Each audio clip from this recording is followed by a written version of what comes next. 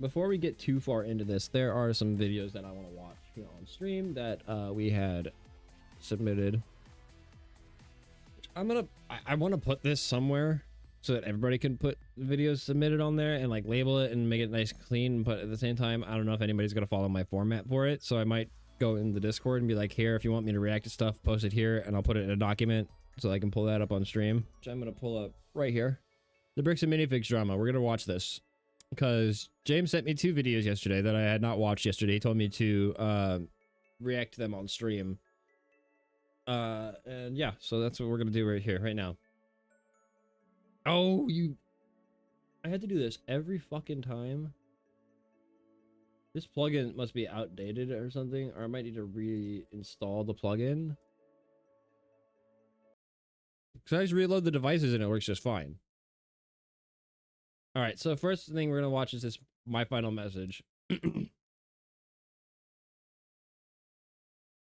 didn't know how it worked whenever you made them links like that in the Google Doc. Episode 3 is finally finished after crazy all-nighters and basically destroying my health. But I can't post it or I will go to jail. And not only that, I will also immediately lose my lawsuit of $300,000, and the GoFundMe we made for Brian will go straight to this mystery company that I am no longer allowed to talk about. They sent court papers to my email, which I guess a judge approved for them that this was a valid form of service. And so now that I'm officially served, I cannot even mention this company or I will be in jail and everything. Normally I would be like, screw the big guy telling me what to do. I'm going to do what's morally right. But in this situation, if I do that, then all my friends get screwed with this lawsuit and we lose all the GoFundMe money we raised, like, immediately. So Yeah. I am no longer allowed to even mention this mystery company. My personal opinion is that this is unfair because this order was put on me because this company was telling the court that I was making bomb threats. I was planning on murdering the manager and employees, which obviously I didn't do, and you can see that in the footage. The only problem is I was not given a chance to share my side. The court just heard their perspective, not mine. So because I wasn't able to share my side, I am now no longer allowed to talk about them. And That's insane. looks like this might be it. So A literal one-sided argument in a court case. Like, that's not how this works. Like, jury of your own peers, not... Judge, he's threatening me. He's saying all these things that he's not fucking saying, and then you get a fucking court order. That's not how this works. You literally just fucking... I'm trying to think of the word for it. It's scammed? It's the first thing that came to mind. You're scamming this man out of a legitimate trial and out of a legitimate chance to plead his case because you went and whined to court. yeah. Okay, so that was that. Okay. Oh my god. Okay, so let's watch Penguin Zero's video, or Charlie's video on it. I think this is now the 4th video in 3 days I have made on this massive Lego scandal, but I can't help it. This is one of the crazier stories I think I've ever covered. All of this started over Legos, and is now... Meanwhile, he's got the desktop cam set up for opening packs or something. This is really funny. I just noticed the Logitech over there.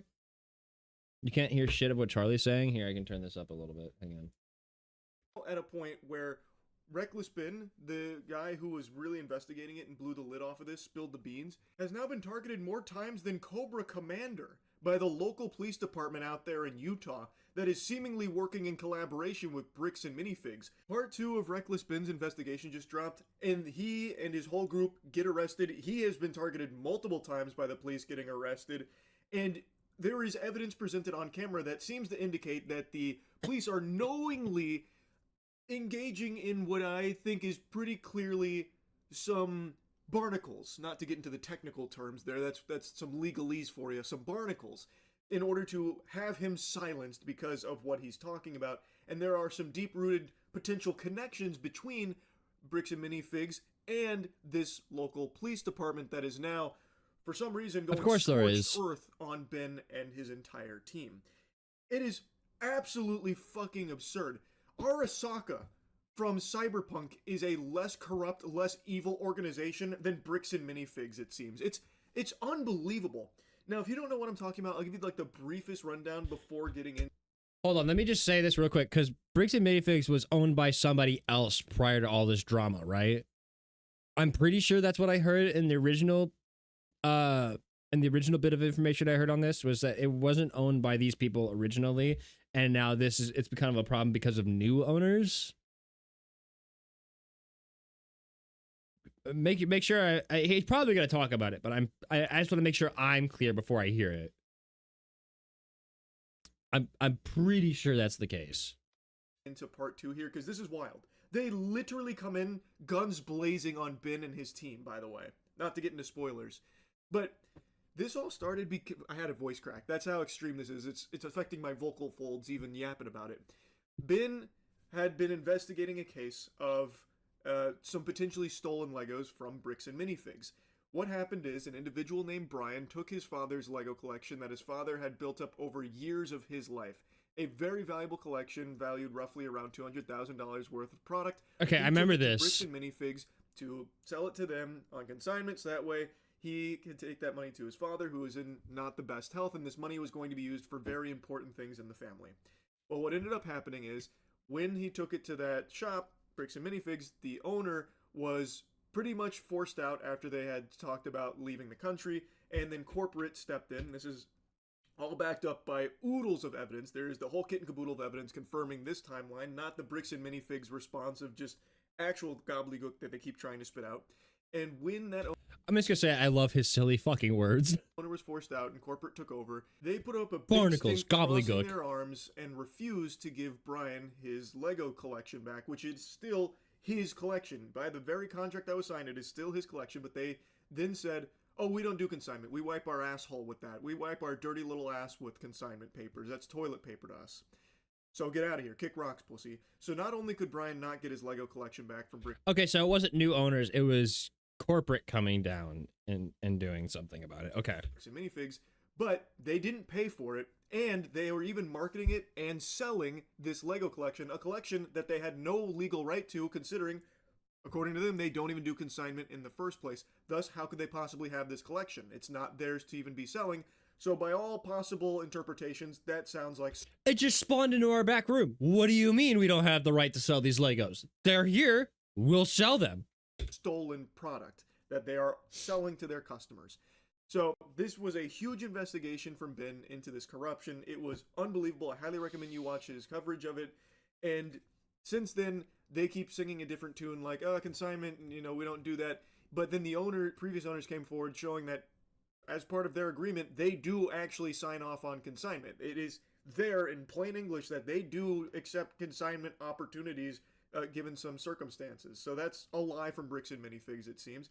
And they are on camera saying to the previous owner, when you guys leave, when we take over, we are also taking on the consignment liability. All of this is right there out in the open, yet they still refuse to give Brian his father's Lego collection back, and they refuse to pay him for that collection that they have already been selling. How is that not stolen property? So anyway, part 2 has now come out, and again, at the end of part 1, Ben did successfully sue Bricks and Minifigs in small claims court. But in response to that victory, they just shut down the location in order to weasel out of having to pay that. They lost, and now, instead of being held accountable and actually paying what they owe, they shut down the shop. So Reckless Ben in part 2 is now trying to serve the papers for the next lawsuit here. They won in court. He is going through the legal process, which is what in Bricks and Minifigs' official response said Ben needed to do, and he has already done that, and they have fought him tooth and nail, and they are now exploiting the legal system to try and silence him, allegedly, based on all of the evidence here. It's fucking terrifying, because in part 2, you're going to see they are using the law like it's their dick. Like, they are playing with it constantly. Bricks and Minifigs, that is. And the officers are more than happy to just swallow all of this come from them. They go out there and just start guzzling. They are there and harassing Ben and his team, threatening them constantly, and they do arrest them multiple times. They even go in with guns blazing to his fucking house and dislocate his shoulder, roughhousing him outside, even though no one put up any kind of fight. It's crazy. Let's get into it. So, I started to file my lawsuit. But right after I filed this court case, it got rejected. And the reason was I failed to demonstrate a good faith effort to resolve the dispute prior to filing. Basically, before this court case can get approved, I have to at least attempt to settle with Josh outside of court first. I tried calling Josh, but I'm blocked. I'm sorry. Oh man. Basically, if Josh wants to save the day, I got him a trophy that says Joshua Johnson saved the day. And we'll give him this trophy, but he has to give the Legos back first. So we started driving to Josh's house. I had never heard of that, so in order to file this lawsuit, he needed to play in the pig pen with Josh for a little bit here to demonstrate that he tried in good faith to resolve it amicably. So I think that's why we're bringing it to the court, because we couldn't resolve it without the court. What do you mean? That's stupid. That's the stupidest shit I've ever heard. Boys, figure it out yourself and then come talk to dad. If you can't figure it out yourself, then dad'll take care of it. That's dumb. That's how people get shot in the streets. When you tell the somebody, hey, that murderer that capped your entire family, yeah, we're not gonna do anything about that. Well, then I'm gonna go out there and shoot him myself. Fuck it. Eye for an eye. Fuck that. That's stupid. that's exactly More of an attempt to settle this, then if it doesn't work, then we'll intervene. That's still dumb. The court's supposed to be there as a mediator for shit like this between corporations, people, whatever, in whatever form. Federal court, circuit court, family court, civil court. And it's all supposed to be fucking handled by the court because they don't want us killing each other in the streets. That's so dumb. what Ben tried to do. He drove out to Josh in order to meet him in person to try and just squash the beef right there and get the Legos back so that way it didn't have to go through the legal system here with this lawsuit. Ben has been doing everything above board based on everything that I... What? You were coming in here to get my attention. You can't just run away. He's being a baby. I've seen here. Again, I'm not a fucking lawyer, but it is telling him what he needs to do legally, and he is doing it. Yeah, he's kind of being a little silly about it, like with the trophy, but I mean, that's exactly what Josh deserves. He deserves to be treated like a fucking temper tantrum-riddled child. That's what Josh is. We've heard him on the phone fucking melting down, crashing out, freaking out, sucking his thumb, farting his butt off. Like, this guy super sucks. So yeah, there's nothing wrong with delivering him a little, you know, cheeky trophy about like, oh, he saved the day. Look, you finally did it, Josh. In order to avoid the lawsuit, if Josh is willing to do that. But guess what? Josh isn't that much of a man. He's a little bitch. This happened. Dude, the police just showed up. What the heck? Go on. Why are the police at his house? Oh, there's another one, dude. 2 cop cars. My name's Oscar. This is Fairport Police. The reason I stopped you is the stop sign. You just stop that. I didn't? I thought I stopped. Yeah, you definitely stopped. You said he ran a stop sign?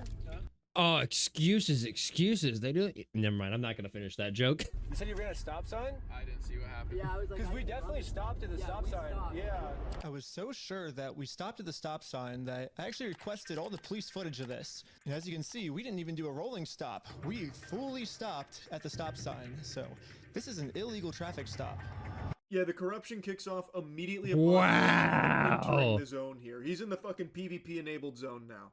So Ben gets in the server. Wow. That was like demo. Like, sure, they might have gone slightly, like made a slight. Okay, I'm not defending the police at all in this situation, but what I saw. Sure that we stopped at the stop sign that I actually requested all the police footage of this. And as you can see, we didn't even do Like, you stopped right here, yes. a rolling stop. We fully stopped. You came to a complete stop after the stop sign. That's the only thing I'm going to say. But you did stop. You did come to a complete stop. So there's that. At the stop sign. So this is an illegal traffic stop. Yeah, the corruption kicks off immediately upon Ben even entering the zone here. He stopped before his turn, which is the way you want to do it. You don't. Sure, you went past the stop sign a little bit, but you stopped. He's in the fucking PvP enabled zone now. So Ben gets in the server, and Josh was alerted to it potentially. It might have just been a bad angle though, but that's what I saw from my perspective. Again, I'm not defending the police. They came to a complete stop. That is a fucked up reason to stop somebody. From some of the other Bricks and Minifigs associates that knew that Ben was there. So as they're going to try and like have this peaceful conversation with Josh about this whole thing, as he is required to do by law as the first steps before filing a lawsuit, Josh has already alerted the police there. So Josh already hunkers down, surrounded by his own private military force here with the Utah Police Department that's protecting him. Oh no, it's Utah. They're Mormons. Fuck. And they decide to initiate what seems to be an illegal traffic stop here on Ben, saying that he didn't... This all makes total sense now. As soon as I heard Utah, I'm like, oh god, they're all Mormons. They all know each other. This is a conspiracy. Stop at the stop sign, but he requested the footage from the cops on the dash cam. You can see them stop. They stopped. I think it's pretty obvious they were just looking for an excuse to stop them and intimidate them. So who's Ben? Me? Ben? How's Utah? It's good. Like it? We were forced to go home without having this good faith What was that? You like Utah? You should probably leave. conversation. What the court fuck? requires us to have. Pretty cool officer. He thinks he's in like an action movie or something. Hey, Ben, how's Utah, bud? I don't know why he's acting like that. That's so cringe. But anyway, Ben then explains the reason for being there. He then goes back to the car, and this is all on body cam. He says, give me the ID for Reckless Ben. Everything else he said was a lie. Even though Ben was telling him the true story, they just immediately write it off as a lie, showing pretty clearly that they are already against Ben and his team, trying to get justice for an old man who has been butt-fucked by this massive corporation, and they are trying to do it legally through the legal system that is instructing them to go there and have that conversation with Josh peacefully, but they're not letting him do that, so they had to go home empty-handed because, well, the police weren't going to allow that to happen. I actually remembered that there's another owner of the store named Brandon Best. Brandon is the guy in the security camera footage that illegally kicked the first owner out of the store so he could steal all their Legos. I tried calling him, but I am also blocked. I'm sorry. The only option left is to show up to his house. Hello. Hey, how's it going? Hello? So with that now being a dead end, that quest has I like how much shorter this guy that came out of the house is, and he's still trying to like intimidate Ben. failed. He still has to demonstrate to the court that in good faith he had a conversation to try and solve it peacefully. So instead, he is now going to one of the other owners, Brandon Best. And Brandon actually does answer the door, but Brandon seems to be in like a fugue state. This guy comes out there like he's fucking possessed. I don't even think he knows what planet he's on. Brandon comes out there like he's confused on what year it is. Hey, well, Oh, I was about to say, is he like on a Answer the coke door, but bender or Brandon something? seems to be in like a fugue state. This guy comes out there like he's fucking possessed. I don't even think he knows what planet he's on. Brandon comes out there like he's confused on what year it is. hey, No, those pupils are way too dilated. That's meth. well, I was wondering if you'd be down to pay us for the lawsuit that we won. You're just gonna stand there. You are getting frame mugged, brother.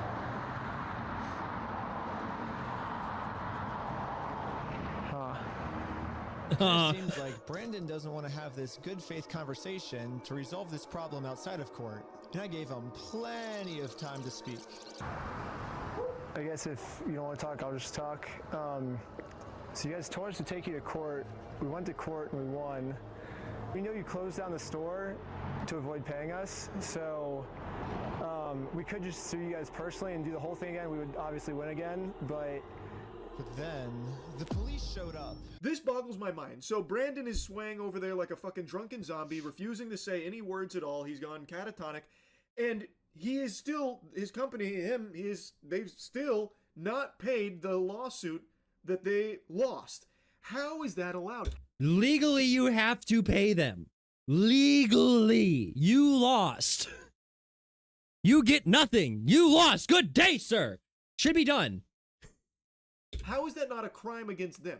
How can Ben win this case legally? It's in the system. This isn't like, far-fetched, like nonsense. It's a real legitimate case they won, and they're just not giving the payment that they are supposed to? I just don't know how that's not illegal. So the police do show up. They're immediately on Brandon's side, going after Ben about how Ben's lying about everything, even though it is all in the system. Yeah, won. no, it's... Why? How can you accuse somebody of lying if they've already won in court?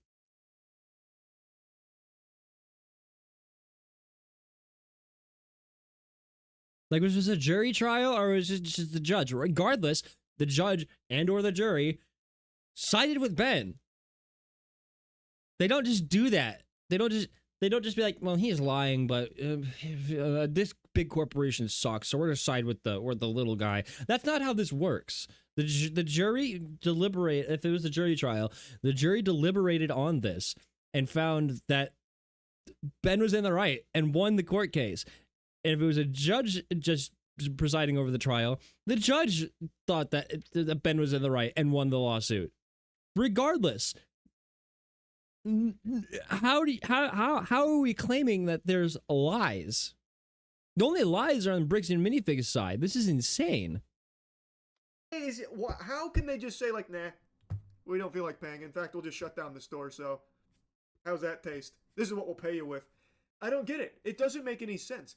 How does shutting down the store prevent them from paying? Did they sue just that specific store? Because you still have to pay them. Shutting down the business that was sued does not mean that it can't pay out debts. How is that? In fact, that's like the last thing you do when you close down a business is you pay off the debts. The fuck? Not immediately a crime that they are just dodging this the responsibility to pay what they are supposed to. They lost. What the fuck kind of sense does this make? How is that allowed? What kind of fucking legal system do they have over there in Utah? And again, for some reason, they The Mormon legal system, that's what it is. are really trying to protect these criminals. He didn't steal anything. He inherited the store from somebody No, else. he stole $200,000 How worth do you of. know this? Because I've been spending the last 3 months in the case, and I won in court. He inherited the store.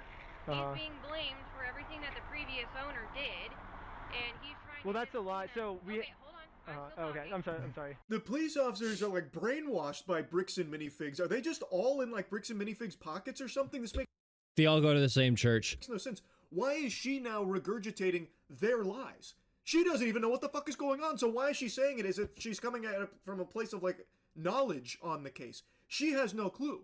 So why is she taking him at his word instead of Ben, who literally has a court victory confirming his side of things? Bricks and Minifigs has nothing. They have nothing.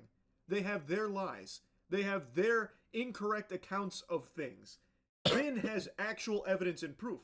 So why are the I'm police so angry. on Brandon's side? Why? And why is she saying verbatim what they keep saying? This is very odd. Very, very peculiar. A lie, and we already proved this in court. If Okay. you come back and step foot on this property, you're gonna go to jail. The police gave me a formal trespass notice, which I took a picture of it and sent it to the court as proof I tried to have this good faith conversation, but Brandon didn't want to have it with me. And turns out this was good enough. My court case with Brandon Best got accepted. But my court case with Josh is still going to be rejected until I find a way to have this good faith conversation with him. So there we go. One of the fetch quests have been completed here. He tried to have the conversation with Brandon. He got trespassed for it, submitted it, they accepted it, but he now still has to try and find a way to do it with Josh. After some See, at least I feel like the courts are kind of on his side because they're like, okay, yeah, go try to settle this. Okay, you couldn't settle it. All right, we'll take it on. That still feels a little sketchy, but at least, yeah, it's if the courts were instantly dropping cases and they're like, nope, but we'll see. James says foreshadowing, so maybe that'll happen later. more research, we found out that both Josh and Brandon are super hardcore Mormon. I called it. They all go to the same church. They're all Mormons. They're all in this together. This is a fucking conspiracy. I fucking knew it. I scared the baby. I'm sorry. I fucking knew it. There it is.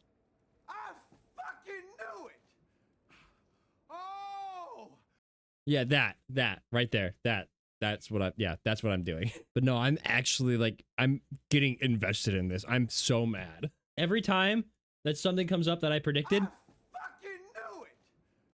I'm gonna have that on standby. Extremely relevant information later on as a possible connection between the bricks and minifigs goobers here that we are dealing with, as well as the law enforcement, because some of the local law enforcement officers that are constantly trying to have Ben and his team arrested, and actually do get them arrested, actually put them in cuffs and everything, they are also hardcore Mormons from all of the evidence Ben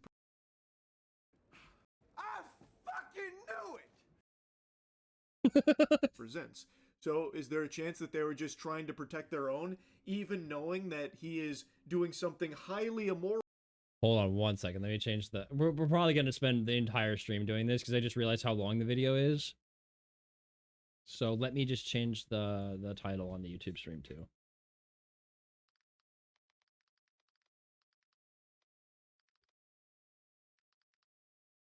Okay.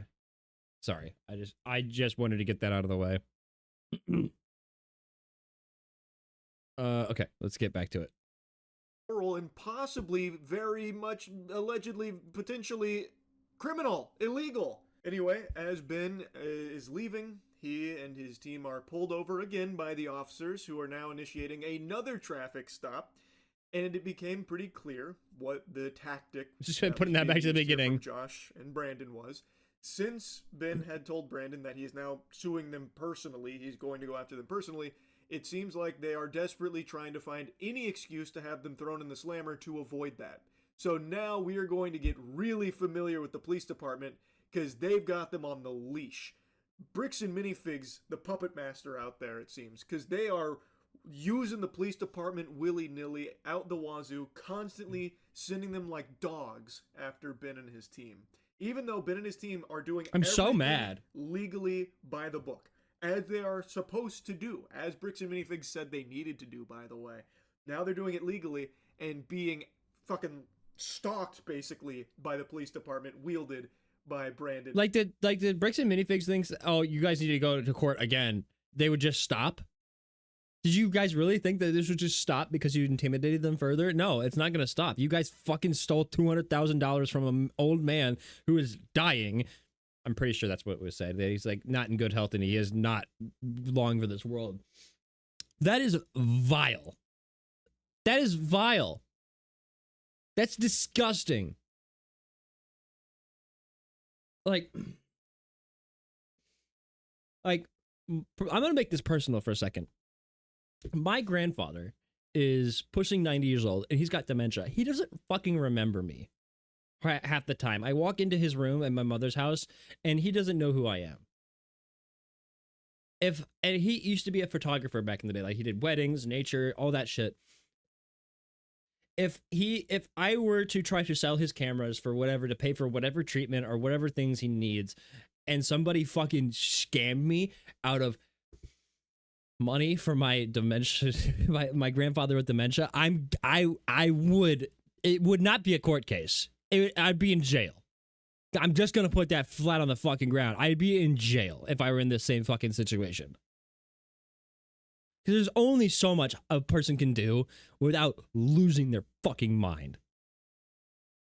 I respect Ben so much for putting in this much effort to say fuck you to these people. And he's not even involved. It's not his fucking grandfather. It's not his fucking family. It's just somebody he's standing up for. Oh my god, I'm actually fucking shaking with rage, like just mentioning. Ooh. Give me 2 seconds. I'm very angry. I'm physically angry right now. Like I can feel my blood boiling. I have goosebumps out of anger for some reason. My hair's standing up on edge. I've never had that happen except when I'm anxious or excited or whatever. This is anger. This is pure unadulterated me just being fucking angry. This is ridiculous. And Josh. So, yeah, we ended up just driving home. But on our way back, this happened. What? Pull over again? For what? How's it going? How's it going? I'm Officer Hawkins, American Fort Police Department. How you doing? Good, how are you? Good. Well, what's your name? Are you Ben? Not even acknowledging the ID and insurance information. Like, hey, we're here for you in the back seat. The police apparently got a call that we had heroin on us. This officer is going to conduct a search of your person because there are illegal substances in the vehicle. Really? So he's going to do that. I'm going to put this away, and then we'll be right. Don't. Oh, okay. Don't reach in your pockets for me. Okay. Sounds good. Thank you. After 2 hours of searching the car, obviously they found no drugs. So he didn't find. I explained to the police. This is when the cops. This is when the cops walk the back of one of their squad cars and go, "So who's confiscated drugs tonight?" Hand them over, and then they plant that shit. That we didn't have drugs, and the reality of the situation is that Bricks and Minifigs is so desperate at this point that they're willing to do anything to get us arrested so they don't have to pay for the property they stole. Yeah, that's pretty low. These fucking scumbags are now resorting to falsifying these reports to officers. They are maliciously... And that's a crime too. Misuse of the 911 system is a fucking crime. Relaying fraudulent information to the officers to try and have Ben and his team arrested. So now, Brandon/Josh here is saying that they had heroin in their car, so the police pulled them over and searched for drugs, and of course they didn't find anything. And interestingly enough, this appears to be part of a pattern from Josh Johnson. This seems to be one of his go-to... The craziest new development, someone reached out and told us, and this is just an allegation which we can't verify, that Josh Johnson and the other guy who bought the store after it was taken from us have been going around telling people that we are selling heroin. This would fit the pattern when you watch the Reckless Benz videos and they see they falsely accused of possessing heroin, and considering that the way this is treated by the police, it's pretty scary. Yeah, no, that's horrifying. Tactics. Don't ever go to fucking Utah if you're not a Mormon. According to one of the previous owners of the Bricks and Minifigs, where all this started, the Patient Zero, they're going to hang you. Out, when corporate swooped in and, excommunicated them from the Continental, Josh Johnson had apparently been spreading rumors telling people that they, the previous owners, were selling heroin. So Josh really seems to like that lie about, oh, a person I don't like and I want to have arrested. Oh yeah, they have heroin. Oh yeah, they're selling heroin. Apparently, this seems to be something he does pretty often. Why is that not a crime? I mean, it is a crime, but why is he not being arrested for it? They've now gone through the search. They found nothing. We now know that he was wrong, and we now see that, I'm so mad. According to one other source here, he has done this at least twice on purpose. That's a crime. Can we get him, maybe held accountable for that shit? It's kind of ridiculous. They were still not going to let us go until we told them where the drugs were. Your eyes, for example, right? There's a constriction, which is dilated, and then It's called anxiety. It's called you're nervous, you're scared, you're shit. So I haven't been looking at this stuff. I'll show him. Go ahead, look at him. I'll look at you. Yep. You do see it? So it's crazy. I have no idea, because I've never done any drugs in my life. I don't do drugs. I don't do alcohol. I've never done any of that in my life. I'm willing to do any drug tests. Yeah. Like, I'm very cooperative. I don't understand, what you're seeing in my eyes. I'm going to have a discussion with this officer. Oh, they're really scraping the bottom of the barrel here. They're really trying to... You look like you're high. It's your eyes. Your eyes, you have heroin eyes. I can see the heroin in your eyes.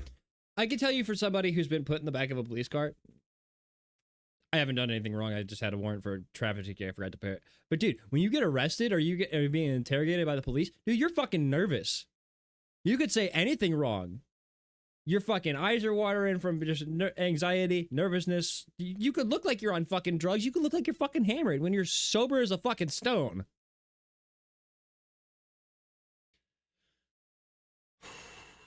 And now they're like, well, we're gonna go talk over here and figure out how else we can put you in the back of the police car and arrest you. Give me about 5 minutes. Buster. But this, hats off to this guy for remaining so calm. He's like, okay, do you see it? This fucking fairy tale. Oh, you see it? Hey, look, I'll do any drug test. Let's rip it. And then the officer's like, give me a moment. Give me a second. And then the police department illegally redacted this conversation too. My guess is that they acknowledge that it's very obvious we don't have drugs on us, but they were going to try and pressure us into giving some type of false confession anyways. I'm not sure if you're lying to me or not, to be honest. I'm willing to take any drug test you want. Walking a very dangerous line, which can get you into a lot of things. Yeah. And you could end up in jail in Utah when you're from Cali. Okay. Not worth it, right? Yeah. We play differently here. Does that make sense? Yeah, we play by the Mormon rules, and Mormons are stick together. Yeah. I'm willing to cooperate with you guys and do. I hate that I'm making it like that. I want to clarify it. Like, I don't hate people. I hate everyone. To be fair, I hate everyone. I don't hate a specific group. It's just Mormons are a sketchy fucking bunch. They're really fucking weird. Hey, James, you can have that one. Get that. But oh my god. Like, again, I'm not trying to be like bigoted or nothing. The Mormons are a fucking sketchy bunch, and everybody fucking acknowledges it. And everybody who gets out of the religion is like, yeah, no, they're fucking weird. And this is just icing on the fucking cake. Like, again. I fucking knew it! Yeah. Anything you want me to, because I'm not hiding anything. I can promise you that. I promise. We weren't giving the police a false All right, confession. I'll like get they it then. wanted, so Oh, you got it. Eventually, I guess they just got tired and let us go. Oh my god, I love that from the officer. You're walking a real dangerous line here, mister. What, the dangerous line being cooperative?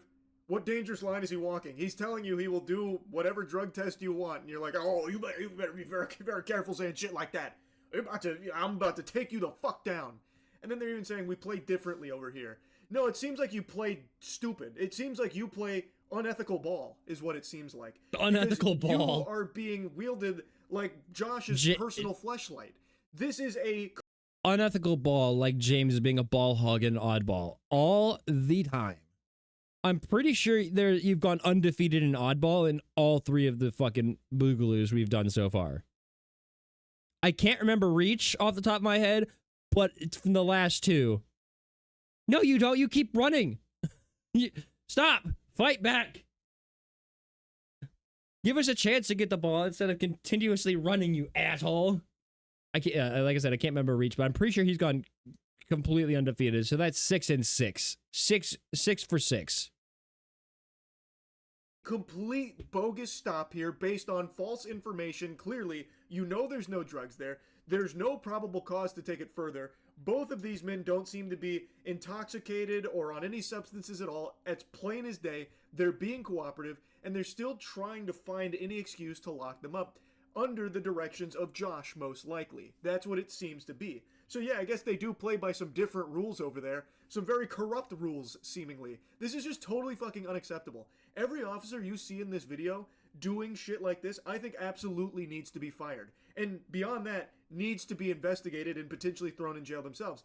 Exactly. Having corrupt officers like this is extremely dangerous to public safety. And there is overwhelming evidence. Can we petition to bring non-Mormon police officers into Utah? What can we do about this? To showcase, at the very least, complete incompetence to the point where that is also dangerous to public safety. It's fucking outrageous. We'll let you guys go now, but you're walking a thin line. Just be mindful of that. Does that make sense? Okay. At this point, I've No, documented that doesn't everything make I've been through sense. To the court that I've tried to have this good faith conversation with Josh. He just doesn't want to have it with me. And because of everything I went through, my court case finally got approved. So now we can go to the next steps here. And I know I keep interrupting a lot, but it's just so much to unpack here. So much corruption. It's unreal. All over. Josh is gonna shit a brick when he gets that fucking that summons. The fucking you've been served, motherfucker. For Legos. And what is very easily provable, bricks and I almost forgot this whole thing was about Legos. What summons? Minifigs being in the wrong. Like, it's unbelievable. But like the officer's then saying, all right, be mindful. Be mindful of what? You'd think that these guys were investigating like drug trafficking, sex trafficking, some kind of fucking organized crime within the Utah government or something like that. No, they're investigating a Lego shop, a Lego company. Like, what are we doing? Driving and doing nothing wrong. Where's Heisenberg? Because that's what they were doing. Be mindful of what? Some psychopath lunatic called I am the danger. To have the police scoot in sideways on you. That's completely out of his control. You can't be mindful of that. You have a maniac on the loose over there named Josh. And attached to this email are court papers to serve Josh. The only problem is Josh is not going to open this door for anyone. So I made this poster that says, I stole a dying man's life savings, and printed it out. Now I'm placing this poster in a public space right across the street from Josh's house. Yeah, it turns out I have a process server to serve him his court papers. But almost immediately, my sign got blocked.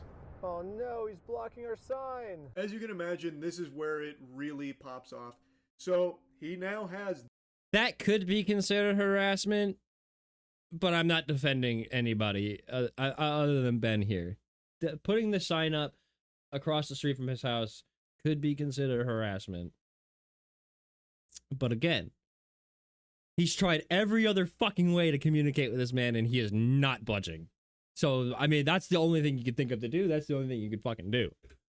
The court papers to serve Josh, but he has to serve Josh. So he gets a process server out there. He tries to get Josh to come outside to, like take down the sign. It is on public property. He is 100% within his right to put that sign there.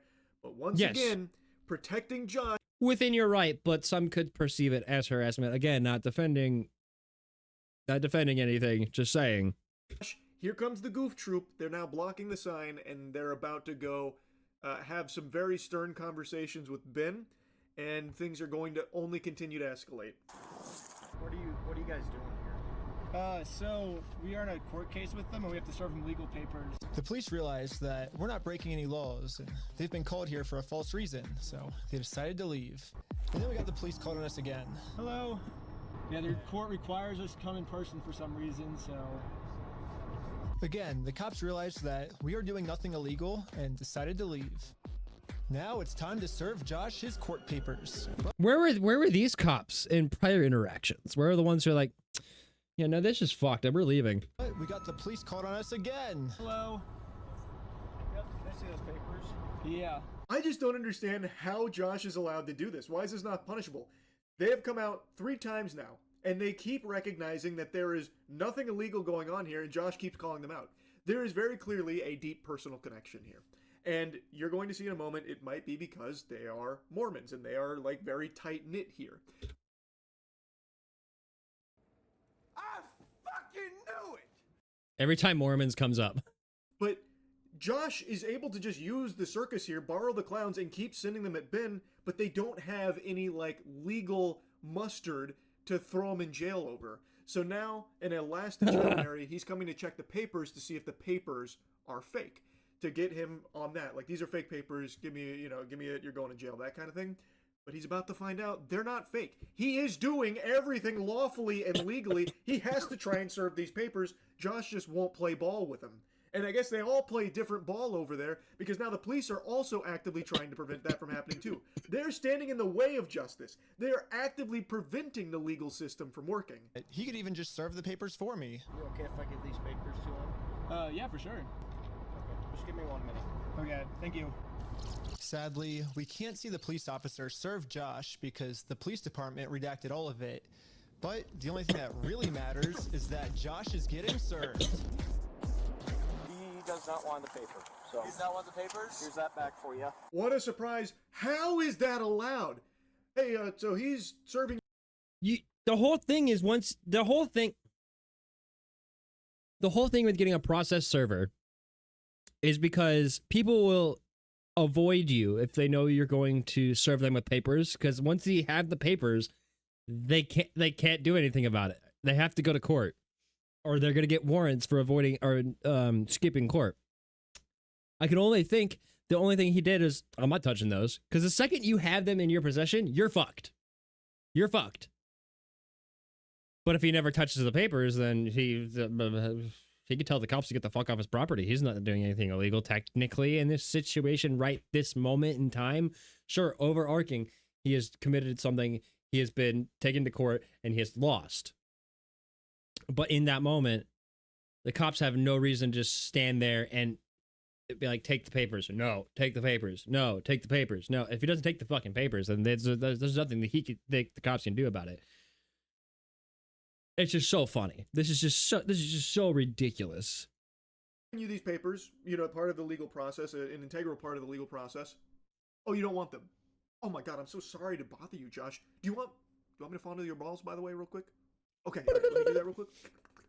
Okay, I'm gonna go take these back over there to Ben now, all right? I didn't mean to bother you. I understand you don't want them. I'm sorry. I'll just go ahead and continue to impede the legal system. Thank you so much, Josh. I love you, brother. Group hug in the shower tonight? Thoughts? All right, sorry. I'll go ahead and scram. Group hug in the shower tonight. Bring these back over there. 18 naked cowboys in the showers of Ram Ranch. To ensure that they don't get served to you as is lawfully required by the legal system. Have a good day, Josh. Papers. Not sure what this is. I've never seen something like that.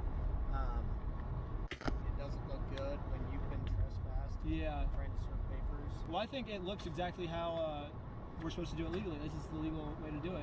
I always thought that the police were supposed to remain unbiased, and if they were going to take a side, they definitely shouldn't take the side of the criminal. But I guess I was wrong. We got the police called on us again. 4 times. Oh, sure. The For paper? The serving paper? Yeah. Trying to speak with someone to verify if a case is, just verify if a case is real. Yeah, looks like a real small claims case in our court. Okay, thank you for your help. That's all for today. Thank you. Look So at after that. bringing It's the papers real. back after refusing to serve it to Josh because he said, nuh-uh. The officer then gets really accusatory with him, saying, this is bogus paper. This is stupid paper. You got dumb paper. Watch out, bud. And then they leave. Then the cops get called on him again. This time he directly takes the papers because he's going to try and find out if they're real or not definitively. He definitively gets a hard, yes, those are real. It is legitimate. And you would think at that point it'd be smooth sailing. Okay, this is all real. Everything Ben's saying seems to be truthful. That's not how this goes. I think this phone call was the breaking point for the police. I was rubbing his chin. The police couldn't handle the fact that I was right and they were wrong. Okay. Okay. Find you back. Am I being arrested? You're under arrest right now. Really? For what? For what? I was confused on what I was being arrested for. I mean, the same police officers that arrested me gave me permission to do exactly what I was doing. You can film from the sidewalk wherever is public, right? But you can't go on that property. If you do, you'll be charged, okay? Okay, yeah, for sure. I got arrested for just doing what the police told me to do. Not only doing what the police told him to do, by the way, what the legal system instructs him to do. He has to serve those fucking papers. He won in small claims court. They didn't pay. Now he's suing them personally. And to do that, as he has already been accepted and did everything by the legal process. I'm sorry. I had to get up and walk. Oh my God. Are you kidding me, dude? He literally was doing nothing. They figured that out 4 times. And he was within his right to be there and serve those papers. And then they just arrest him anyway. What are we doing? What are we doing? Has to serve the next phase of papers, and the cops have come out fucking 4 times. The goof troop keeps rolling in here, and now after they have gotten definitive proof that this is all real and Ben is telling the truth, they then just arrest him for it. Oh, you've got some nerve coming around Utah telling the truth, Ben. What the fuck is this? This is actual insanity.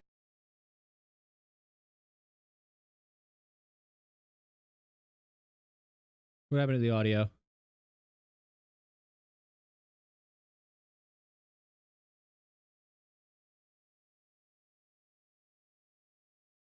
Hang on.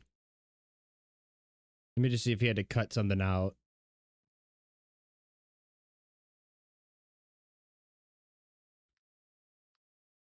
the officers... What? Whoa, why did it all just go...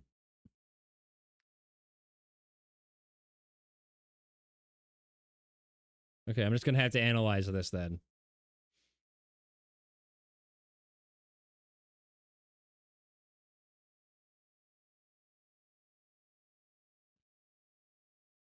Oh, they went to the same school. Dude, again, once again. I fucking knew it! Oh! Yeah, I fucking knew it. I fucking called it from the beginning. As soon as I, yeah, the way they spelled clan. As soon as I heard Utah, I'm like, game over. These are all Mormons. They're gonna stick together. This is why this is happening. That's nuts. I don't know why this part got muted. So that's where the potential connection comes into play. So all the officers are apparently pretty hardcore Mormons, as well as our main assholes here from Bricks and Minifigs. So that would explain why these officers are so cooperative with Josh in particular, even though they keep getting routine calls out there for nothing. And even though they definitely got a false report and acted on fraudulent information. Is it because he's not using the 911 system? He's literally just calling his friends and being like, go over there and look at shit? Because if that's the case, then yeah, there's no proof that he's misusing 911 system other than the cops being there. Which is still proof that he's misusing the 911 system. And still keep doing it for Josh, it seems. So I think that's probably correct. I think Brian's right. I think it is because they are all part of this Mormon community that is just looking to protect each other. So instead of holding someone accountable like Josh, who is engaging very clearly in some extreme... I'm just going to say it. This is why I'm not involved in any organized religion. I am pagan. I am fucking Greek pagan. The gods smile upon me and not thee. Fucking wild. I don't care. You single me out as a fucking pagan. I do not care.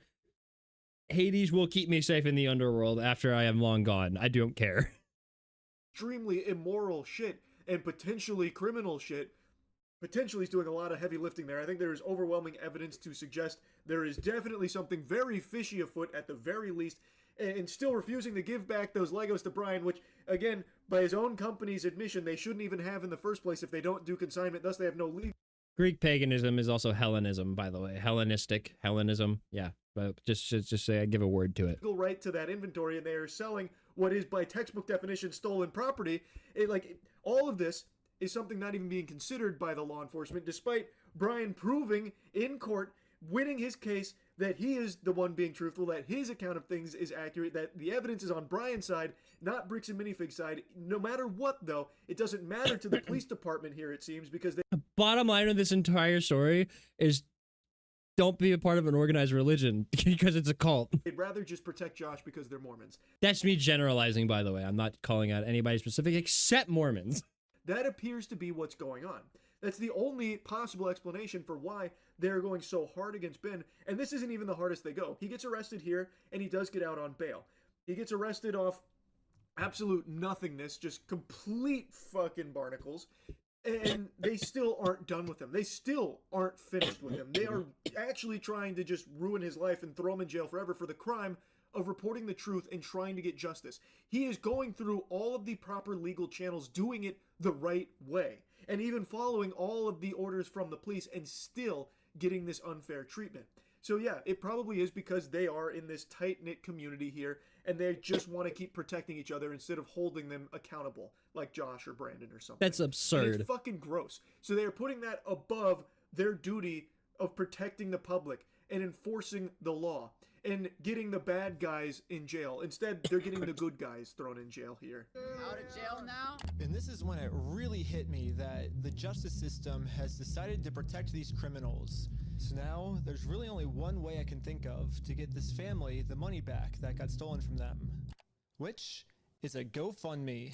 Time to promote it, to start getting donations. We printed out the GoFundMe's picture to hang it up so we could get a nice Instagram video to post to social media. But before the group could even hang the picture up, the police came. What you guys up to? Bro, the fucking police department must be headquartered in Josh's house or something. Like, holy shit. He must have like an underground facility of just these clone troopers from the Utah Police Department. They are just spawn camping. They literally live in fucking Josh's house, I guess, just for the sole purpose of trying to arrest Ben and his team. It's like they have constant surveillance on him and then just rolling up whenever he starts doing something. That's got to be that has to be what's going on right now. Like, there's no way that they're that dialed in unless they're constantly watching these guys. For trying to get justice. We're starting a GoFundMe. Yeah. What we're doing is we're going to get a bunch of publicity to get basically all this money back for this family. Into some defamation stuff. Again, the police were thinking of any technicality they could think of to protect their Mormon friends. Look at your stalking code. See if it's that. If it's not, we're going to look at disorderly. If it's not disorderly, then we're going to look at the city ordinance. But after going through every law they could think of, that's wow. Okay, hang on. Let me. It turns out that hanging this sign on a fence and then taking a picture of it for Instagram is not illegal. In fact, what the group is doing is actually protected under the First Amendment, freedom of speech. So one of the police officers let the group know that they were okay to keep doing this. Right now, I don't think you guys break the law. But this other police officer wasn't able to accept this reality. We're going to take it down. I love that. One officer's like, alright, so you guys aren't breaking the law, and the other guy's like, dag nabbit! And takes it down and throws it in the cruiser. That's oh my god, I'm glad I let that finish. That's so fucking ridiculous. The cops are literally telling you, yes, this is legal under your First Amendment right. But I'm gonna fuck it. But this other one's like, I'm gonna take it down anyway. Fuck these guys. Fuck the First Amendment. The fact that I could sit here and talk shit on Mormons this entire fucking reaction is free speech, by the way. So stay the fuck out of my mailbox with your fucking summonses. You can see them literally salivating and trying to really grasp at straws for any possible way of perverting the law to suit their puppet master. I'm gonna lose my shit. By the end of this week, I have a fucking court summons from a Mormon. Master's instructions, allegedly, to have them arrested. So they are doing everything they can to find some way, some excuse to arrest them, even though what they're doing isn't illegal. And the officers even said that on his body cam, by the way. I can actually hear what they're saying here. He sees it or give that? Is it an occasional crime? Is it disorderly conduct? Why? Is he upset about it? I mean, I guess, but that's not. Yeah, this police officer is right. Just because this might make Josh upset does not make this poster illegal. So I decided to let the police department know that some of the redactions they made aren't exactly what they're claiming they are. Redaction was. Okay, well, that didn't happen. That definitely didn't happen. No, I don't do that, Ben. I follow the Utah State Code, like I just said. Right here, the police are actually admitting to themselves that none of this is illegal, but they're still going to try to arrest us anyways. It seems like the only reason they're getting rid of this audio is to protect the police officers from getting fired. I don't know what the police officers are saying in this next clip, but I'm pretty sure they're scheming up a way to get the group arrested, because this is what happens next. And Lieutenant Adamson can correct me if I'm wrong, but we're going to seize your phone right now. I love how he's just sitting there silent and all of a sudden, nah, fuck it. We're putting him in cuffs. Fuck it. You can literally see the gears turning in this man's head. Like, you could literally see how pissed off he is. He's stewing. Because this is what happens next. And Lieutenant Adamson. All right, fucking give me your phone. Seize your phone right now. Don't. Do not do that. You understand me? Right now, you're attempting to destroy evidence. Okay, put your hands behind your back. So Ben was able to sync up some of the redactions here and actually find some of what they were saying, and it does appear that they are saying, like, yeah, not really a crime, but then they still do find a way to weasel out some kind of excuse for an arrest, and that's exactly what they do. So, and he also reports it, by the way, and the lady says, when they illegally confiscate. So what happened was they legally tried to confiscate his phone. He tried to take it back, and then they're like, oh, well, that's resisting, so that's a charge. You're going into cuffs. That didn't happen. Nope, we don't do that, Ben. I don't do that. Didn't happen. Even though you can watch and hear it, but whatever, I guess. So yeah, now they start arresting him. It's false. No way. Not this time. We created it. Not this time. No, not this time. It's totally made up. Pure fiction. It's fiction. It's fiction. We made it up. We made this one up. It's a made-up tale. It's a total fabrication. It never happened. It never happened. This one was invented by a writer. Not this time. It never happened. I'm just gonna keep this right here, too, just in case. We're gonna have a couple of videos ready to go. I fucking knew it, and Jonathan Frakes telling you you're wrong.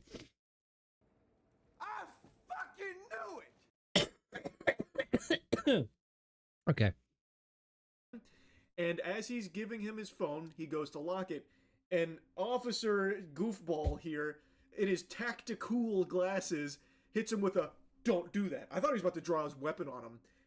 All because the guy had the gall to try and lock his phone. Which is like a normal habit, by the way. Anytime I see my phone's unlocked, I lock it too. Every human being on the planet does. So, just going to lock his phone, super normal. That's not destroying evidence. Also,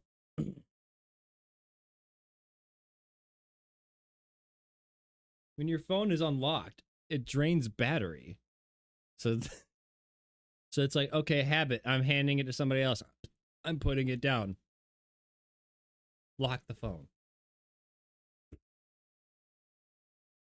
Also, they don't have any legal ground to stand on for how that could be destroying evidence. They don't even have a warrant to search it or anything. So he didn't. Illegal search and seizure. Instantly springs into like combat mode there over it. I was just locking my phone. Okay, I'm gonna switch over to the police officer's body cam POV so we can dissect what just happened. First, the police officer asks if he can confiscate Sheldon's phone, so Sheldon says, okay, and reaches in his pocket to give it to him. But at this point, Sheldon sees that his phone is unlocked. And at this moment, he decided that before giving it to the police officer, he was going to lock his phone, which is totally legal.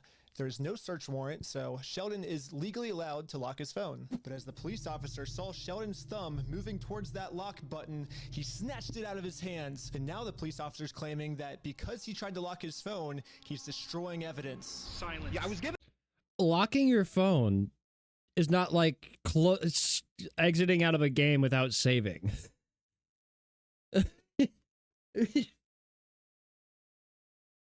Oh, I didn't save my Word document. Fuck, I locked my computer without saving the Word document. That's not what this is. Stop talking. I was giving it to you. Okay. Let him have the phone. I wasn't trying to delete anything. In fact, it is actually impossible to delete something from an iPhone from a locked screen by hitting the power button. So in no context could I have been trying to erase something by hitting one button on my phone. Now I'm sure you have a phone as well. When you hit the power button, that doesn't delete anything, does it?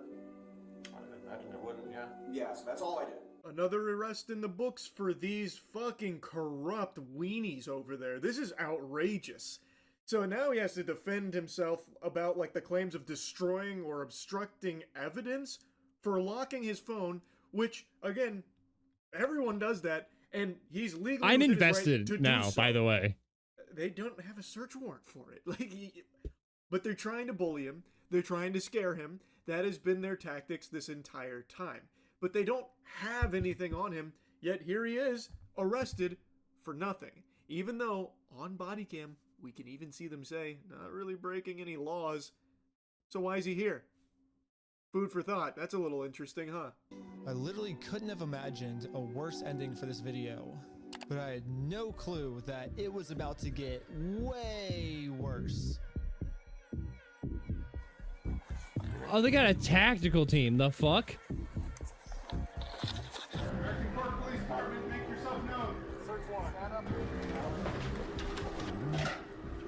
What is this about? Okay, at least I'm not seeing fingers on triggers. We are doing proper gun safety. We're not going in there to kill people. No. Don't move like that. You understand me? Don't move like that. Okay? Yeah, this cop pulled my arm so far back, and dislocated my shoulder. He claims it's because I was attempting to make an escape or something. Don't move like that. You understand me? Don't move like that. Don't move quick. Everybody just chill. But if we go back a little bit, you can see I was being completely still when he grabbed me, and I actually made 0 quick movements. So this police officer is just straight up lying so he can give me a serious injury. Included in the warrant are Legos. And this is where it really, really, really gets unhinged.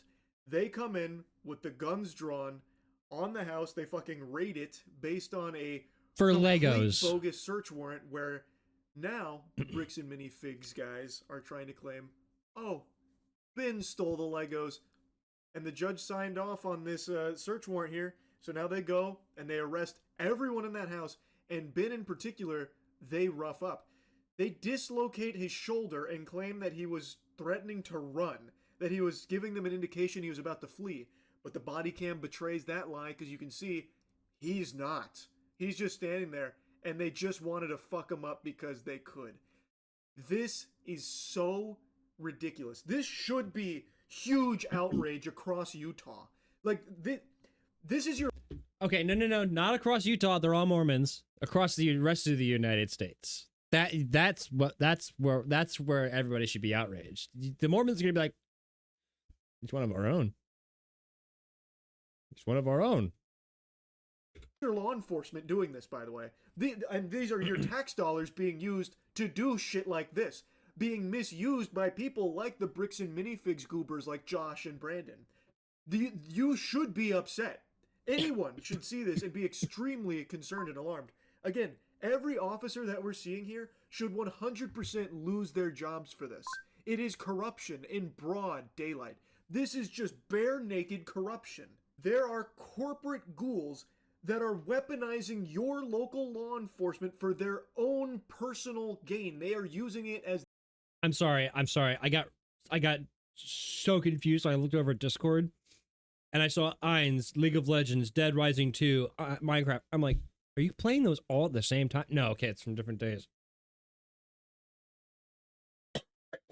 Like, bro is playing 3 different games at once. Their own tool to turn it against you. I was like, wait a minute, how are you playing Dead Rising 2 and League of Legends and Minecraft at the same time? That is a diabolical blunt rotation. The civilians. They're using it against Ben and his friends because they are hurting their feelings and exposing their very shady, very immoral actions based on all available evidence, and they don't like that. So now they are just completely shitting all over their rights as American citizens, the First Amendment most notably. It should concern you. If there is a level of wealth that can be accumulated by people like Josh and Brandon that can let them just tap into the police resources and use it against individuals they don't like, that should keep you up at night and have you concerned. That is a huge fucking problem, because that seems to be what's going on here based on all the evidence I'm seeing. I don't even think it's about money. I just think it's about the fucking Mormon church sticking together. Ben and his team had followed the law to a T. Yes, they got a little wacky with some of the ways they went about it, but there's nothing wrong with doing that. Again, that's protected. They did everything lawfully based on everything I can see here, and every step of the way, the police department was working to impede them in that journey for justice. It's fucking scary. Yes. The police department got an official warrant to search our house for stolen Legos. I should have seen this coming. Josh did threaten me in the last video that if I go out and actually try to sue him, he's gonna come out and say that I'm the one that stole the Legos. Okay, let's do it. Fuck you, man. You stole them, bitch. I stole the Legos? Yeah, you're a fucking thief. Dang. Or Okay. you can shut the fuck up. That's your fucking choice. Again, there's recorded evidence that... What a fucking child on the other end of that phone. Hey man, you stole Legos. No, fuck you. You stole them. It was you. Fuck you blaming me. An actual toddler response. This is also false. Josh even made that threat in the previous video. If you come after me, I'll tell them you stole the Legos, bitch. Why is Josh not in handcuffs? This is clearly fraudulent. He is wasting police resources. Why is Josh immune to it? I had to bust out the fidget toy. Isn't that strange? To keep me I got from taken to an interrogation punching stuff. room so they could find some reason to lock me up for good. Then I'm Detective Nikosha. Last time, I was able to get released on bail. But this time, they're requesting that I be held in jail a month until my court date. But there's honestly nothing for me to hide, so I went through the entire story with them to show the detective that this whole thing is just a big misunderstanding. This is where my heart broke for Ben. So, they already got him on some bullshit before he was out on bail. They got him again now on more bullshit, extreme bullshit, and now they're looking to deny bail and hold him for a month. And Ben was under the belief that because he's done nothing wrong, this system will protect him, and that he shouldn't be afraid to tell officers the truth because the truth and the evidence is on his side.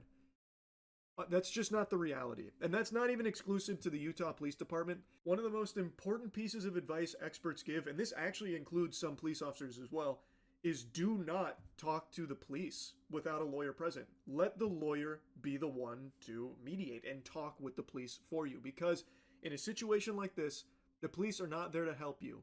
They're there to fuck you. They are looking for, in Ben's case here, an excuse to hold him for that month. And Ben, knowing that he's done nothing wrong and can prove that everything he's done is legal by the book and lawful, was under the belief that, well, I've got nothing to hide. I'll go ahead and tell them everything. So that way, they'll be on my side. But that was just never in the cards. No. So when he started talking to them without a lawyer there, he did unfortunately give them a little ammunition that they could use to hold him for that month. He mentioned the GoFundMe. Video. For a family if they got all their stuff stolen. I should be risking nothing by admitting this. Basically, the police told me, do not take this man to court, or else he will get arrested. And so I was like, just thinking, and we're like, let's do a GoFundMe, you know? And that was their solution. But I was wrong. We're gonna book you back into the jail, okay? The creation of the GoFundMe, right? We're blasting this person all over saying, hey, he's... So creating the GoFundMe was illegal? When I asked the detective how creating a GoFundMe was probable cause to send me to jail, this was his response. A lot of this stuff you may have to just get an attorney and fight it in the criminal side of court, right? I've been trying! Okay, should I Yep. go back? Yeah, go ahead and stand up. I got an officer right here that's he has cuffs for you. Yeah, it's that stupid. So they were very interested in the GoFundMe angle. They found some way of making that a big piece of this. So they interviewed the other people that they arrested here from Ben's team, and they were pretty focused on the GoFundMe stuff. So when Ben mentioned the GoFundMe, the officer probably had a huge fucking smile on his face and a wet spot in his trousers, because now somehow they're able to use that to justify holding Ben for a month in jail. It's fucking scary. That's frightening, man. Completely blind to what I'm even being charged for. The worst part is that the police officers took away my bail, so now I have to wait a month in jail. However, I ended up getting extremely lucky. When a judge ended up reviewing this arrest, they thought the whole thing was so stupid and ended up releasing me on bail. So now, at least I'm a free man until my court case. Ben got fucking Jesus! Lucky that a judge reviewed it and came to the rational conclusion that this is absurd. It's fucking preposterous. So he did get to get out and prepare for the upcoming lawsuit and his court date and all of that. But then he was informed that there is an arrest warrant out for him. So, according to Ben and... Hey, congratulations, you get out. We're gonna fucking find you again, you fucking little squirmy... Jesus Based Christ. on everything we've seen so far, it sounds like Bricks and Minifigs has once again cooked up more lies about Ben, about how he's this big threat. They even alluded to him being like a physical threat to the Bricks and Minifigs guys throughout this video. So he's this huge threat. He's out of control. He's on the loose. So now they have an arrest warrant out for him, which was actually signed off by a judge. The only thing the police department could tell me is that I do have a warrant, but this time the judge approved it that I will have no bail. And I am now a physical threat to Josh, the person the police are protecting. So basically, at any moment now, I could be arrested without bail for some mystery crime. There really is only one thing that I can do now. Well, I'm in Mexico now. It's fucking lunacy, man.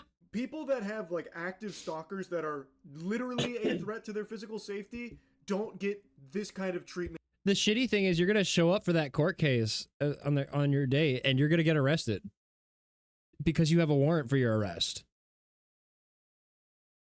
And then they'll use the fact that you went to Mexico as a fucking fleeing and eluding or something like that.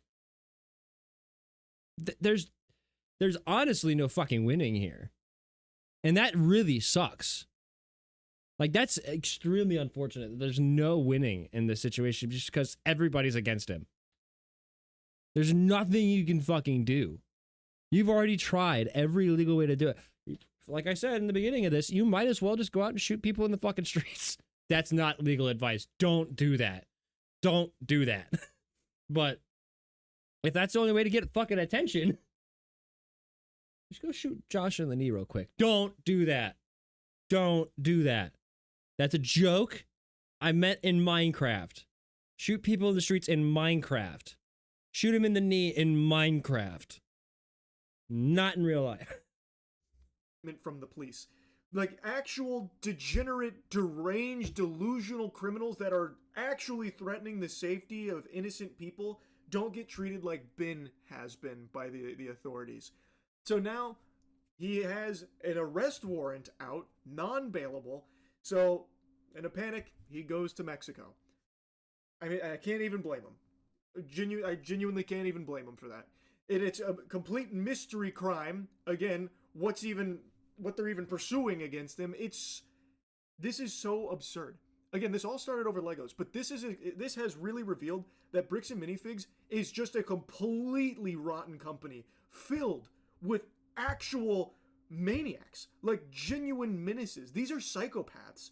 They are trying to have been arrested, ruin his life, throw him in jail over nothing because he's trying to get an old man his extremely valuable Lego collection back that they don't even have the right to in the first place by their own admission, because according to them, they don't do consignment, even though their contracts do say they do consignment. But regardless, if they don't do consignment, then they shouldn't have the inventory. Thus, they can't be selling the inventory because it would be stolen product, but they've already sold the inventory and they haven't paid for it. They haven't given Brian and his father what they're owed, and they're not giving the Legos back, even though he keeps requesting the Legos back. They refuse.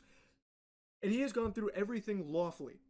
He has done everything as the law allows and permits and actually instructs him to do. He's followed every police order to a T, and still his life is in jeopardy here at the hands of Bricks and Minifigs and this corrupt police department and these officers. It's fucking infuriating.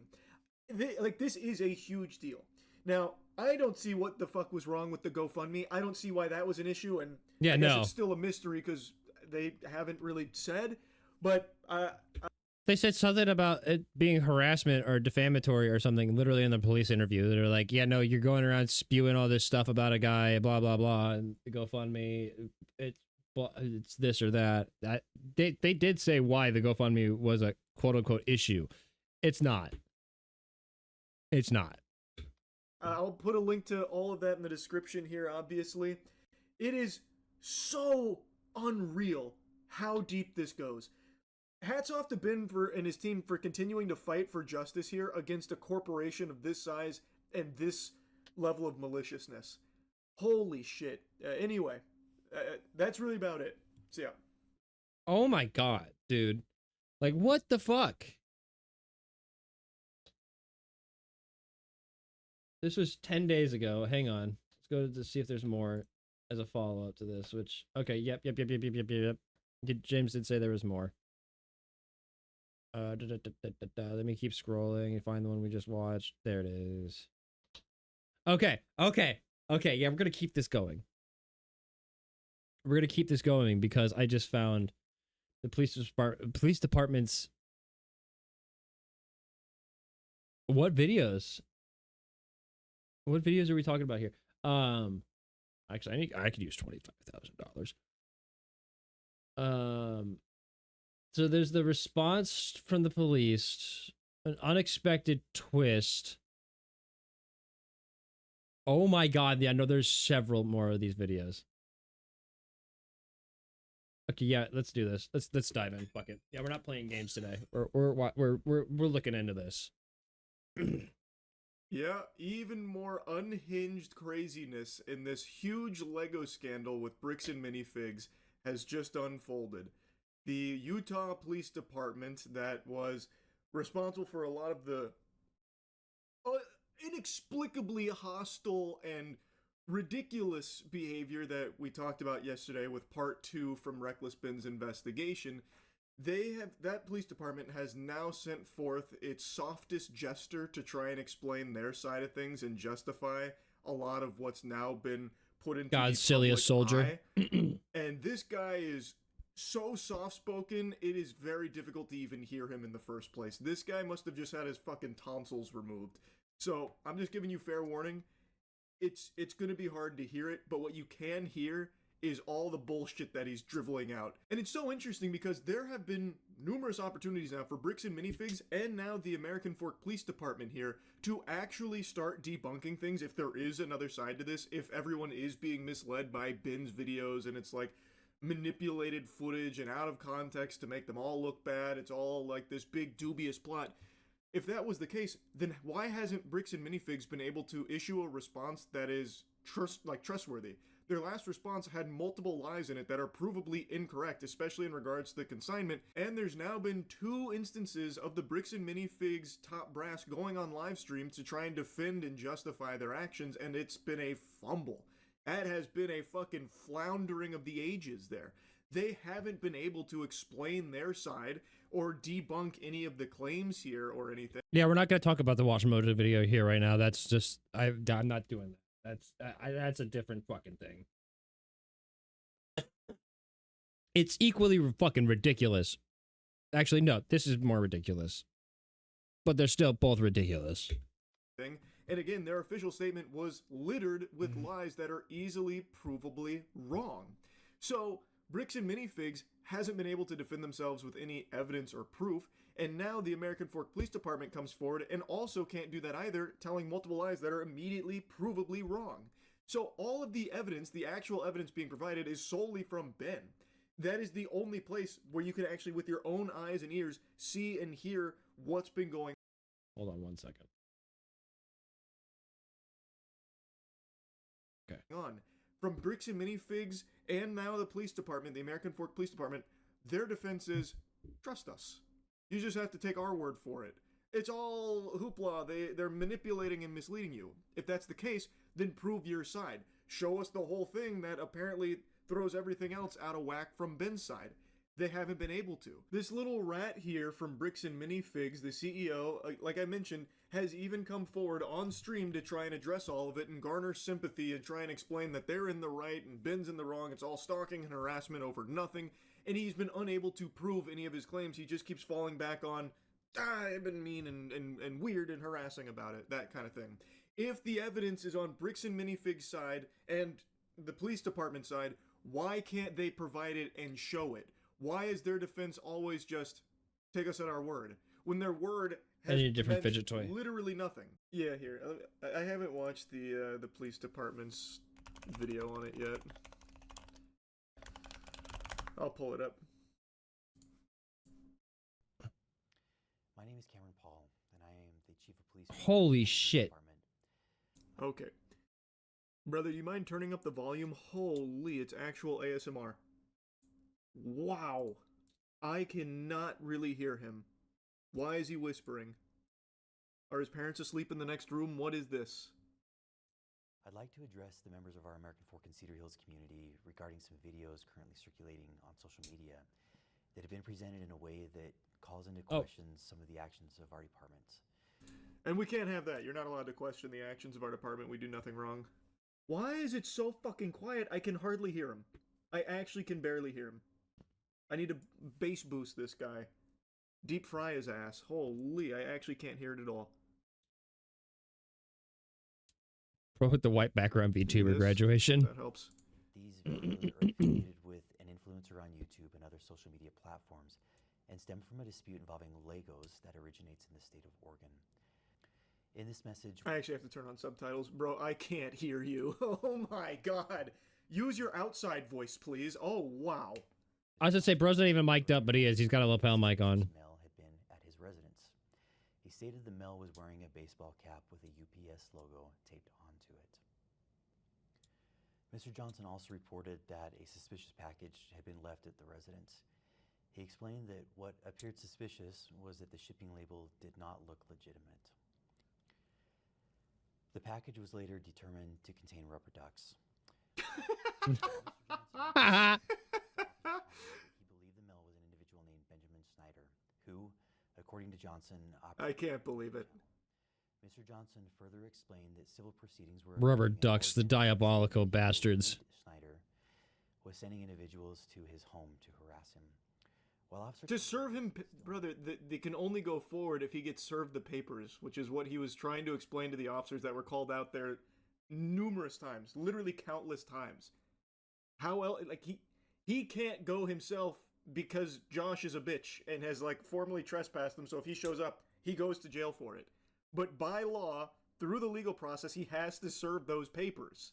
So, like, what's he supposed to do? Now, the rubber ducks, that's probably something totally separate. I'm sure that probably doesn't tie directly in to serving him the papers. That's brother, funny as shit. It's not harassing him to try and serve him the legal documents. This is a legit tactic process servers use, by the way. The rubber ducks is? Let me look that up. I'm very unfamiliar with all of this, so let me see. No, like using disguises. Oh, that I know. I thought you were talking about the rubber ducks. No, I know about that. They send you a package with rubber ducks in it, and then the court papers underneath. So when you get through all the rubber ducks, you've been served. Hold on, give me just a second. Very common thing. I thought you were talking about sending rubber ducks for some reason as, like, first contact. Officer Tonga issued Adams a trespass warning at Mr. Johnson's request and instructed him not to return to Mr. Johnson's residence. At approximately the same time, Officer Richardson arrived in the area and located a dark-colored Hyundai vehicle. Richardson initiated a traffic stop on the vehicle for failing to stop before the stop line at a stop sign. See, that's exactly what I said. Failing to stop completely at that stop sign. Does this guy then go on to say the officer was incorrect? Because we have the dash cam. He realizes this lie is immediately debunked when you look at the dash cam. They stopped at the stop sign. This is approvable. Sorry, I gotta play it again. I fucking knew it! Lie. Surely he goes on to say that the officer was incorrect, right? Obviously, he's gonna mention that, no doubt. As you can see, we didn't even do a rolling stop. We fully stopped at the stop sign. So this is an illegal traffic stop. That's a clip from Ben's video that just shows in broad daylight, no smoke and mirrors, no baloney. They stopped at that stop sign. Just wanted to dump that in here as a little refresher because what the spokesperson here for the police department is stating is provably false. There is a video, this is from the officer's own dash cam. So either this guy hasn't seen the evidence and is deciding to do this anyway to be clown himself, or they are knowingly lying. I'm more inclined to believe the latter because this isn't the only lie he tells. He tells multiple lies that are provably wrong based on all of the publicly available evidence. This is just disgusting in every possible way. The driver, who identified himself as Tyler Shaw. A rear passenger also identified himself as Benjamin Snyder. When Officer Tonga arrived at the... Nope, nothing about it being incorrect about the not stopping at the stop sign. Nothing about that. You know your own evidence contradicts your statement, right? This is is this a crime? Are you allowed to just lie about the circumstances of this? I don't know. Yeah, that's even crazier. I'm not a lawyer. Contact him as part of the investigation. There's got to be a way to turn this guy up. There's got to be. I can't even focus on what he's saying because I can hardly fucking hear it. I feel like I'm taking like a physical with the doctor right now to check my hearing. This is unbelievable. This is unbelievable how soft-spoken this guy is. To contact Mr. Johnson because there is a plugin you can get to boost audio even further. According to Snyder, their civil case could not proceed without an attempt at verbal reconciliation. I mean, it's not just according to them, it's according to law, brother. Why are you making it sound like that's up for debate? It's literally part of the legal process. I don't know why he's... Bro, corruption caught in 4K. Bro's filming his resignation and doesn't even know it. The entire department needs a deep investigation. Trying to frame it that way.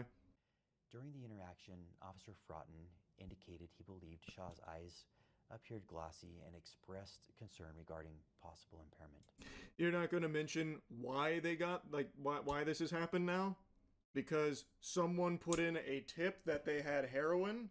Are we just glossing over that? Did I miss it? Because I can't fucking hear this guy at all? Sounds like he's talking to me from underwater. Effective today, will be graduating from the Utah Police Department. Good. We're not going to address the fact that you have just pulled them over because someone gave you a tip that they have heroin, so now you're acting off of just like a fraudulent lie, and now you're saying, oh, his eyes looked glossy. We're not going to bring that up? Interesting, very interesting. Officer Hawkins asked Shaw if he would be willing to participate in field sobriety testing to ensure he was safe to drive. Shaw agreed. Field sobriety tests were conducted and no signs of impairment were observed. During this same time, while Officer Hawkins was conducting his investigation, Officer Froughton used his police service dog to conduct an open-air sniff around the vehicle. Froughton's police service dog alerted to the presence of the odor of a controlled substance. No, he didn't. When did we see a dog? Were located inside of the vehicle door of her residence, taking And then we're gonna blame the dog, and the dog needs retraining. photographs of the home. The female was described as wearing long, fake, curly hair. Shortly afterward, Joshua Johnson contacted police and reported he was going to shoot someone as a result of the ongoing harassment. Multiple officers immediately responded to the area. While en route, Officer Sumbot with the American Fork Police Department. That seems like a really interesting thing just to get through pretty quickly. He kind of spit that out as if it was nothing, but to me that was kind of eye-opening. So he called the police because once again they have shown up to try and figure out a way to serve. I like how that's the first we're hearing of this, by the way. From these legal papers that he's avoiding like Garfield on Mondays. And now he's told the police, they're here again and I'm going to shoot someone. Pardon? Pardon moi? That's pretty alarming behavior, I'd say. From everything I've seen and from everything even the police have described, there's been nothing threatening to Josh or his family's safety or anything. They are just trying every possible option to get him to take these papers as part of the legal process that they are required to do. And now he's saying that he was going to shoot one of them for this continued attempt to make contact for getting served these papers? That's a child's response. Not like something that's a big deal? I think it probably should be. Mr. Johnson stated that the prior owner, Crystal Law, had No, we already know this part. You're just going to tell them that lie. Sent to the store to secure the franchise location and protect company assets.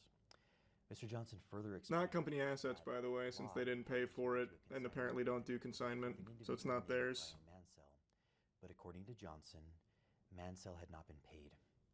Mr. Johnson stated that when he arrived at the Oregon franchise location, Mansell demanded payment from Johnson and his business partner. Johnson reported that corporate representatives advised him they would address the consignment issue directly. However, Johnson claimed that Mansell continued attempting to hold Johnson and his business partner personally responsible under the agreement. Mr. Johnson also pretty reasonable. There were Lego sets believed to belong to Mansell that remained at the store. According to Johnson, they offered to return those items, but Mansell refused and continued demanding compensation. Mr. Johnson alleged that Mansell had hired Benjamin Snyder to harass, stalk, vandalize the store, threaten to murder the man. Threaten to murder? And forge signatures. When did that happen? The forged signatures apparently ties into the rubber duck, so maybe that's true. But threaten to murder the manager of the store? What? Yeah, just like Josh believed that there was heroin in Ben's vehicle, which obviously wasn't true. Huh. That's crazy. Weird. What an interesting theory. So they're saying now that they offered to return the Legos and Brian refused. That would be news to me. Because even when their fucking COO or CEO, whoever it was that went on stream to beclown himself publicly last night, even he was like, we're not giving them back. Or whatever. So it seems like they That's really don't want to give them back. I crazy. don't know if that option was ever on the table, or maybe it's like in part 1 where Josh was like, "Oh yeah, you just have to give me an apology and I'll get them right back to you." So they go through all of that, and then he never gives them back. He just keeps kicking the can down the road and still never gives them back. Johnson then explained to Officer Sumbot several incidences from the previous days allegedly involving Snyder and or Snyder's affiliates. Officer Sumbot informed Mr. Johnson that Snyder stated he was present with a process server to serve legal paperwork. Is that right? It's because the Legos they offered to return were valued between $2.5 to $5K, so it was a small fraction of what they stole. Is that it? So they did offer to give him back like 2 sets from the collection. Like, all right, here, scram. Here's 2 sets back. So that's what he's referring to? Johnson claimed the paperwork was fraudulent. Officer Sumbot again contacted Snyder, who stated they needed to physically deliver copies of the paperwork to Mr. Johnson. Officer Sumbot's report states, Snyder told me he was following the government's instructions and that Johnson keeps calling the cops on him to avoid getting in trouble for his crimes. Snyder said this is the 3rd time Johnson has called the cops because he thinks that if he keeps calling the cops on him, he can get away with it. But we are showing him that he's not going to get away with these crimes. Snyder allowed That sounds good. to take the paperwork to Mr. Johnson, which Officer Sumbot did in an attempt to help Mr. Snyder. Officer Sumbot advised Mr. Johnson that the paperwork appeared to be related to a claim and a case that originated in Oregon. Mr. Johnson stated that he had already contacted the Oregon Law Enforcement Agency with jurisdiction, which was the Kaiser Police Department, and had been told that nothing had been filed. Mr. Johnson also stated he believed this... That's interesting, considering there's evidence that it had been filed that the officers even looked at, too. ...and declined to accept service. Okay. What a fucking crybaby. The Marion County Circuit Court in Oregon to verify the legitimacy of the paperwork. The court confirmed that the case was indeed legitimate, but that papers had already been served and no hearing date had yet been scheduled.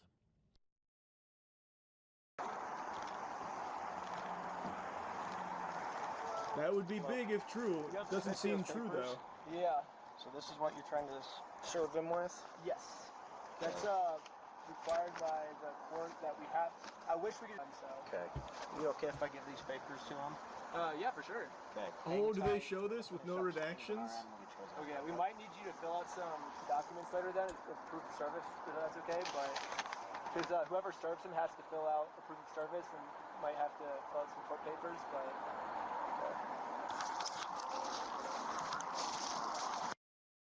Nope, still redacted. Cool. Of course. So we'll go ahead and take the off the. Because I guarantee you the reason they're redacting that is not for the man's privacy. It's for the fact that he's being a fucking toddler. Full department's word on it. He does not want the paper.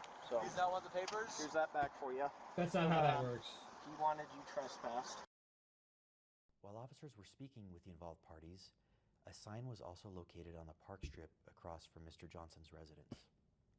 That's so interesting. If the actual order of events is he had already been served the papers appropriately and this was all for content, it surely would have been really easy to let us see that conversation and him prove that he had already gotten the service. But I guess we just have to trust the... Here, I've got court papers for you. I already got them. Okay. The fuck? American Fork Police Department that they're being truthful. We know Josh is a real upstanding guy. We know he's no nonsense, straight as an arrow. So we should extend that same courtesy to the American Fork Police Department, which has already told 2 bold-faced lies in this statement already alone. Provable lies, by the way. I want to linger on that for just a minute. So the claim is that Josh declined it because he said that he had already been properly served these papers. So this was all just a content thing. Why does the officer just immediately take Josh at his word, and why can't we see that conversation if all of this is truly by the book? This doesn't debunk anything. This is still the exact same order of events that is presented in Ben's video. He declines the service. I decided to look into this, and from what I can tell, you can't even do that as just like a normal civilian. If an officer is serving you legal papers, and peppers probably, you can't just be like, I don't want it. Take it back. You still get served those papers. Like, you have to be. Like, if the officer is the one doing it, there isn't a way to just be like, I'm kind of full. My tummy, I couldn't have another bite. I shan't. Now, from what I can tell, you can physically refuse to touch them, but once the officer is there and confirms everything and is attempting to serve you these papers, it then constitutes the process moving forward. Why doesn't that count for Josh? Why is he allowed to just be like, oh no, we're already way past that, so take that and scram. And then the process stops there for him. Why is that allowed? Like, I don't get it. I don't see why that's allowed for Josh when it doesn't appear to be allowed for, like, ordinary people. I'm physically upset. Snyder earlier warnings. Snyder responded that he believed he was following court procedure. An individual commits stalking if the individual intentionally or knowingly engages in a course of conduct directed at a specific individual. And I bet my fart was more audible than this guy's entire speech so far. Nope, didn't hear it. A reasonable person to fear for the individual's own safety or the safety of another, or to suffer other emotional distress. Utah law defines a course of conduct as two or more acts directed toward a specific individual, including, but not limited to, following, monitoring, observing, photographing, surveilling, or communicating to or about an individual.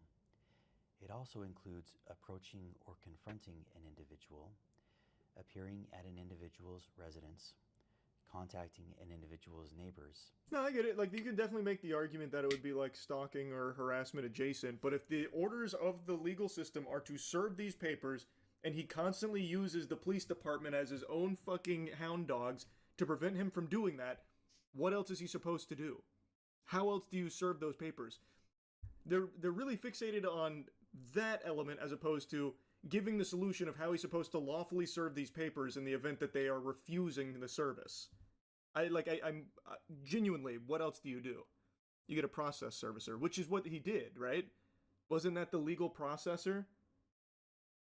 So, like, they did.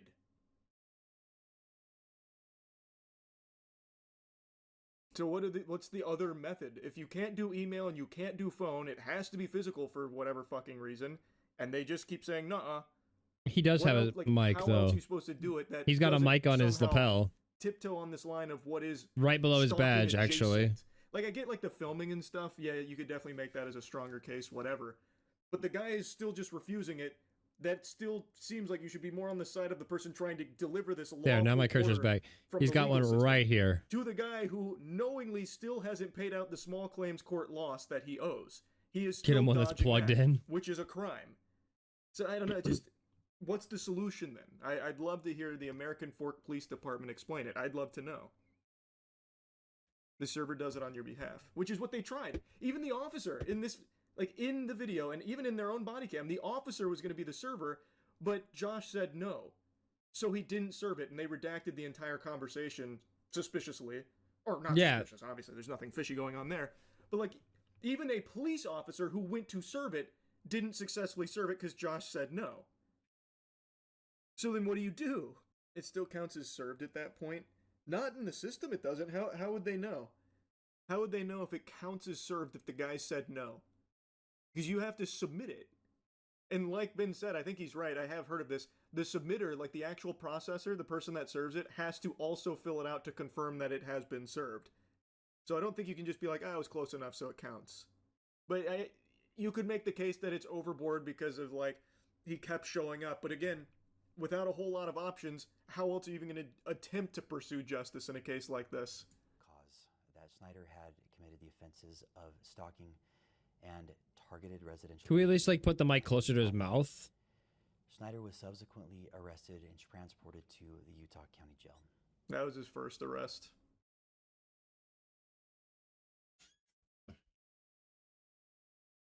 That arrest happened right after they learned that the lawsuit and everything was legitimate. So the officer got that information, confirmed it through the official channels, and then they immediately went to arrest him, by the way. That's insane. Hanging a sign directly across from Johnson's residence. The sign appeared to be either the same sign or a replica of the sign that was referenced in case 26AF02033. Officer Richardson contacted the group and asked what they were doing. The group stated they were supporting a GoFundMe campaign for a dying man. One of the individuals, later identified as Sheldon Norcross, voluntarily showed Officer Richardson his phone to display the GoFundMe. While viewing the phone, Officer Richardson observed that Norcross was actively engaged in a FaceTime call. Officer Richardson asked Norcross who it was he was speaking with, and specifically asked whether it was Benjamin Schneider. Norcross confirmed Schneider was on the FaceTime call. God, he's like their boogeyman over there in Utah. The known facts and the elements of Utah's stalking statute, and taking into consideration the new actions from that day, Officer Richardson established probable cause to arrest Schneider for an additional count of stalking. Jesus. Richardson believed Schneider was coordinating conduct through third parties that constituted a continued course of conduct under the statute we reviewed. Officer Richardson then decided You guys are bending that statute in so many directions. search warrant in order to preserve potential That's insanity. I can't. or alteration of any data.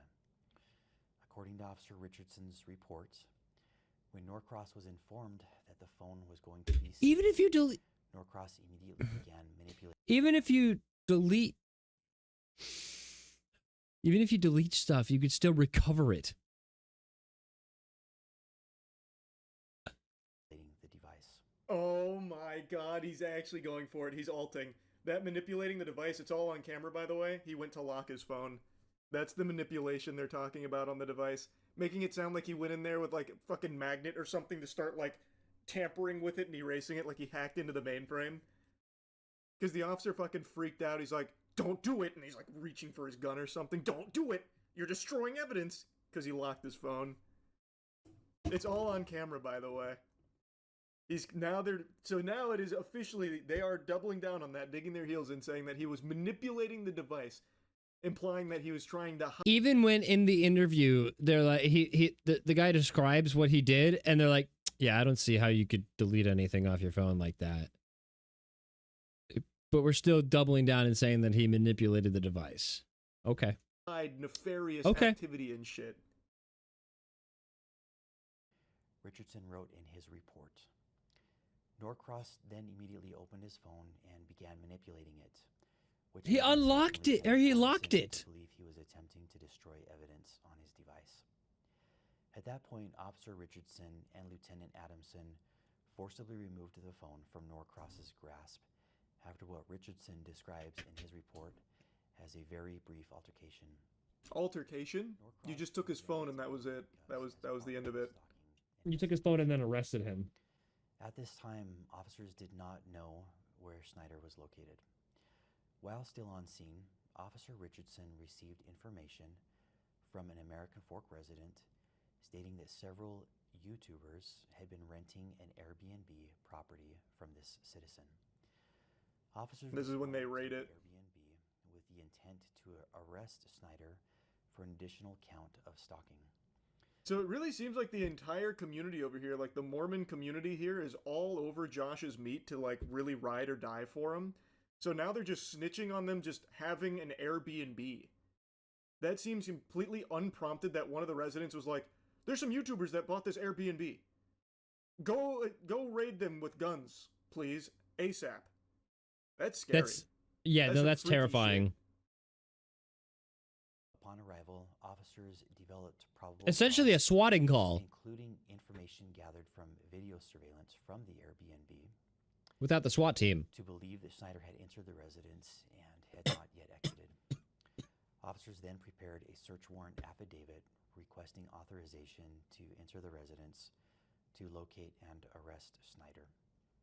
No, they went in there to look for Legos. By the way, they don't do this for real stalkers. They would never do this to a real stalker. For an average normal citizen, if you have a stalker that is like a threat to your actual life, they would never go this far.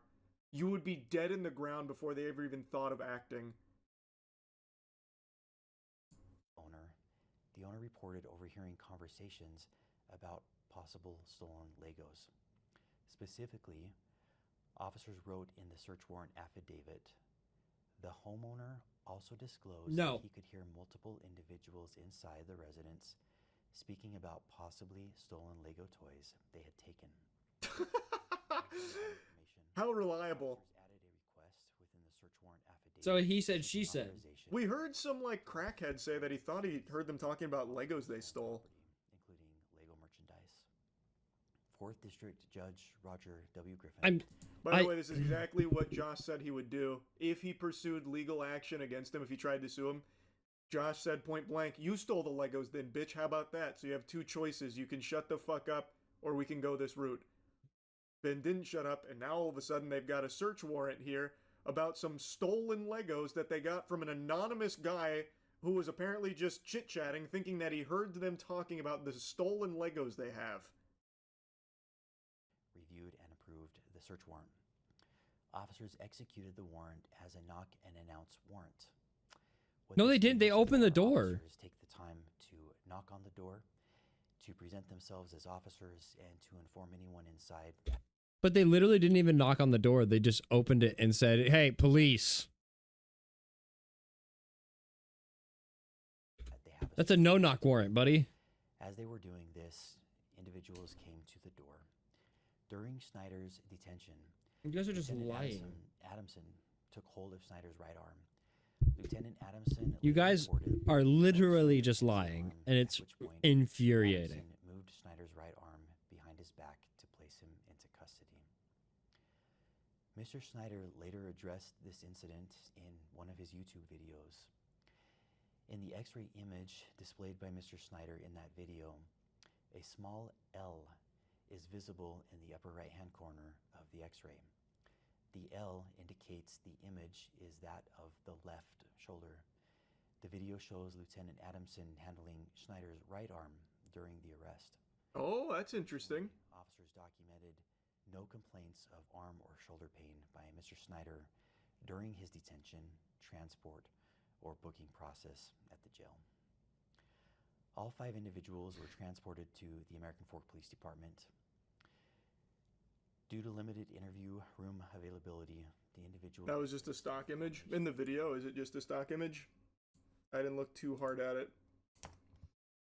What the officer fails to address, though, is why he did that in the first place. The officer said that Ben was attempting to run, or gave him an indication that he was about to run, which is why he roughed him up there, why he grabbed him in the first place. I don't know why that slips through here with him not addressing that. Is the X-ray in the bin video just stock? That would make sense because it's not like they're going to give him an X-ray in the pen. So that would make sense if he just grabbed the stock image. Yeah, it's even disclosed that it is just a stock image in the video. Got it. So this is him trying to dunk on it for being misleading, while ignoring the fact that he shouldn't have been grabbing Ben's arm like that in the first place because he wasn't attempting to run. It is provably wrong in the body cam. He is not uncooperative or giving any indication he's about to flee. So it shouldn't have happened to begin with. Can't hear the audio? Hey, take that up with the American Fork Police Department. File a complaint. Have them fire their audio engineer, or have them hire one, because this shit is abominable. I've done all I can for it. That's on them. Agreed to interviews with Detective Nicosia. The contents of those interviews are documented in the Associated Police reports, which will be made available through a link accompanying this video. You can't because they took down their website. They moved it to the Bricks and Minifigs official site, I bet. Appeared to have been acting at the direction They're private contractors now. Mr. Snyder. These 3 individuals were ultimately released from the police department. Mr. Snyder was subsequently transported to the Utah County Jail, where he was booked for an additional charge of stalking. You could just arrest anyone for stalking it now, apparently. I understand that many people following this situation online have strong feelings regarding the underlying business. I thought a man was wearing gloves behind that podium. And allegations that individuals may have lost. Soft-spoken and gloves. Wow. I recognize that people are frustrated, angry, and may feel that justice has not been served in relation to those allegations. Those concerns are understandable. I understand them, and I'm empathetic to them. And nothing in No, the you're actions not. taken by the American Fork Police Department should be interpreted as validating, supporting, or defending anyone involved in that separate civil How? How can you possibly say that with a straight face and a soft voice? At no point throughout this entire thing has a single law enforcement official from your department been anything but confrontational to Ben and his team. Despite Yeah, no, this is nuts. a literal court victory, they continue to treat him as though everything he's presenting is fabricated and false. And instead, constantly at the beck and call of Josh. How can you possibly even say that, man? What a joke. And, that's a good point, the female cop that was on the scene like the first time with the Brandon Best when he went to She have literally the said civil cry about discussion it. there, as lawfully ordered to do, she immediately regurgitated what Brandon Best was Put saying, these back on my instantly sweater. taking his side and supporting his account of the events. Again, the body cam betrays what you're saying, bro. or other conduct within our jurisdiction. We remain committed to enforcing the law fairly, objectively. No, and you're not. transparently. Then get Josh's ass to court, bro. The whole thing could have been solved if he would just take the papers. Your officer couldn't even give him the papers because he has more power than your department, I guess, where he can just say no. And he still hasn't paid out the settlement. What are you talking about, man? If that's what you want, then enforce the law fairly. Get Josh on the horn. Get his bitch ass in here. Do you even think they still have any of the sets? I'm sure they have some of the Legos. And they definitely have records of the ones that are sold. So they could easily do giving back the ones they still have, because I bet they still have it. I bet they stopped selling it after a certain point because it was so contentious. So they probably still have some of it. And they could easily just pay back what they've already offloaded. So they could. They just refuse to. And the behavior of the It's the COO refusal or that's the whatever craziest on the part. stream from last night or whenever it was, reprehensible. The guy is he's actually a worm. He's genuinely a delusional worm. Because so far, there hasn't been a good defense. Bricks and Minifigs has not had any kind of real debunking. They have been provably wrong in their statements. Now the police have come forward with their account of things, and there are multiple lies that are just brazen. So there hasn't been any good defense yet. It is all on the side of Ben. And there's been ample opportunity for the American Fork Police Department, for Bricks and Minifigs to actually start debunking things and saying, no, this is what's wrong, this is what's manipulated, here's the facts to support us instead of Ben. But they haven't provided any of that. They have none of that. So I just don't see how there's even another angle they could play at. From what I saw, Lego, the actual company, is even investigating the situation now. I wouldn't put a lot of stock into that. I imagine Lego would be far more on the side of Bricks and Minifigs than they would Ben, because I believe companies view people like Ben as a disruptive actor that is more of a problem than a boon to their business. So I'm pretty confident Lego would side with Bricks and Minifigs. I would hope Why did not, Ben but make the sign for content, how much of his actions are for content? So that's the thing I was saying, the rubber ducks and stuff, that's not smart. The sign is a real thing, though. Because Josh would never open the door for him, and also Ben can't go near it because he's been trespassed, he'd get arrested. The sign was an attempt to get him to go out and take the sign down, so that way the legal processor could serve him the papers. But he never did that, and instead just used the police. So I do think some of it was a blend of solely for content, like the rubber ducks to fuck with him. But the sign one, that was a real thing. that was a tactic. And it was on a public space, so he was well within his rights to do so.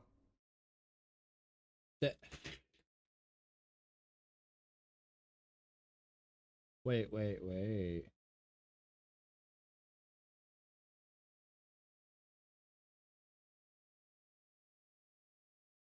They fired them.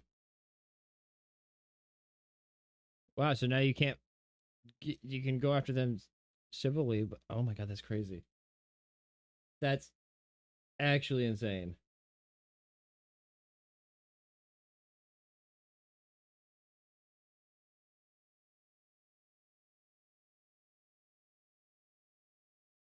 Hold on. Okay, yeah, we're gonna keep going. I don't care. Hang on. We're gonna go a little bit longer because I do need to. If you thought the Lego scandal... There is stuff I need to get done today. I didn't plan on doing this all was done day. surprising you with twists and turns. You're off your gourd, Buster. You're straight gourdless in these streets.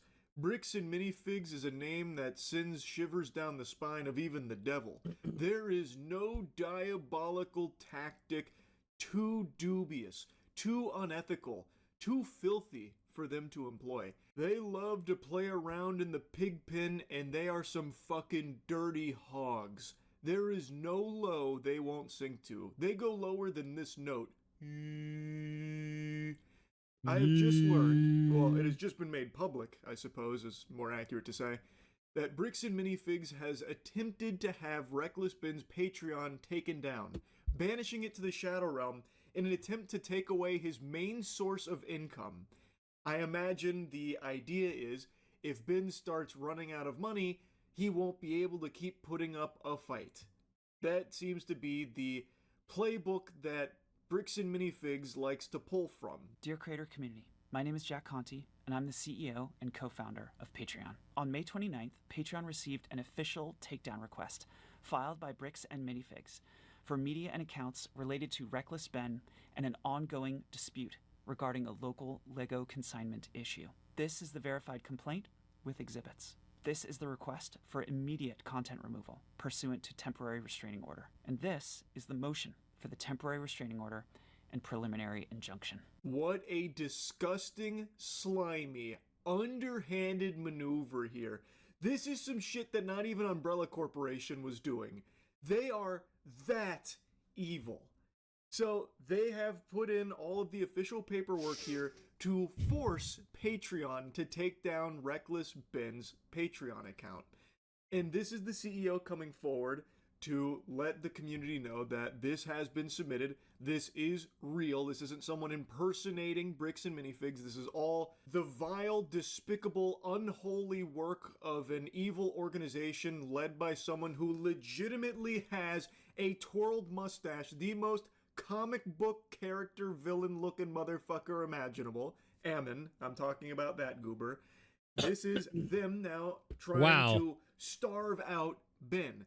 They tried numerous times to have him thrown in jail over some barnacles and horseradish. That We can't go after him legally, but what if we go after his wallet? didn't work. So now they've come from the top turnbuckle here to try and instead just take away his income. I cannot fathom a world where Bricks and Minifigs as a business exists beyond this point. I just don't think it's possible, not even in a fucking fairy tale, because who would possibly feel comfortable going into bed with them? Because think about it. If anything was taken down like on Patreon and they had to do, like the same request for any other fucking person, it'd be quiet or whatever. But the fact that the CEO is like, no, this is horse shit. Like, I have to do this. Like, the courts are ordering me to do this, but I don't want to do this. This is insane. From this point forward, knowing what we know now, even just fully setting aside what I believe to be blatantly obvious, bare naked corruption from the local Utah police department over there that Bricks and Minifigs top brass are utilizing like their own personal fucking military force, their own little hound dogs. Even setting that aside, the immutable facts are Brian brought his father's extremely valuable Lego collection he collected over the course of his life to sell through Bricks and Minifigs here, and then everything went tits up. He didn't receive any payment for it despite them selling that collection, and they still refuse to give back the collection. So even just that right there should be a nail in the coffin of this business where customers won't feel safe, because who's to say this was some isolated incident? This is just the one everyone knows about now, but it's very possible you take your Legos to them to sell. I think it wasn't too long ago I was actually looking at Bricks and Minifigs I can't remember what it was. It was either a minifig or it was parts for something, and I was looking at prices on their website. I never bought anything because I was just curious about what was going on, or I was curious about prices for stuff. But I think I actually was looking at Bricks and Minifigs prior to this whole thing going down, and I am so glad I didn't give them any of my fucking money.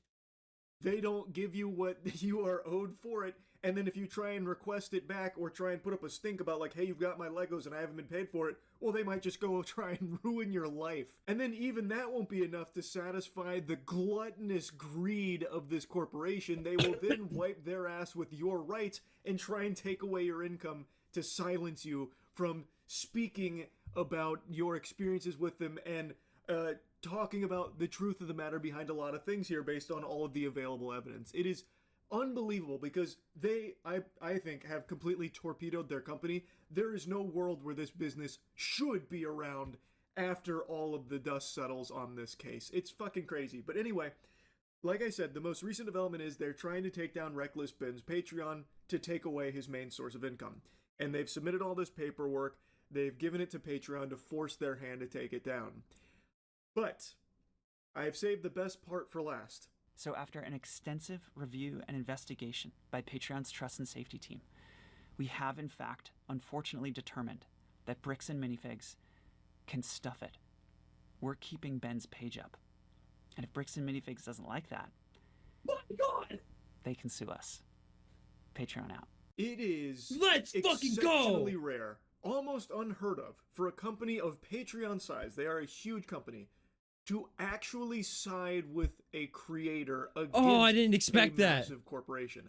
I didn't expect that. And they are using all of the elbow grease they can. Oh, I got against one goosebumps. I'm guy. excited now.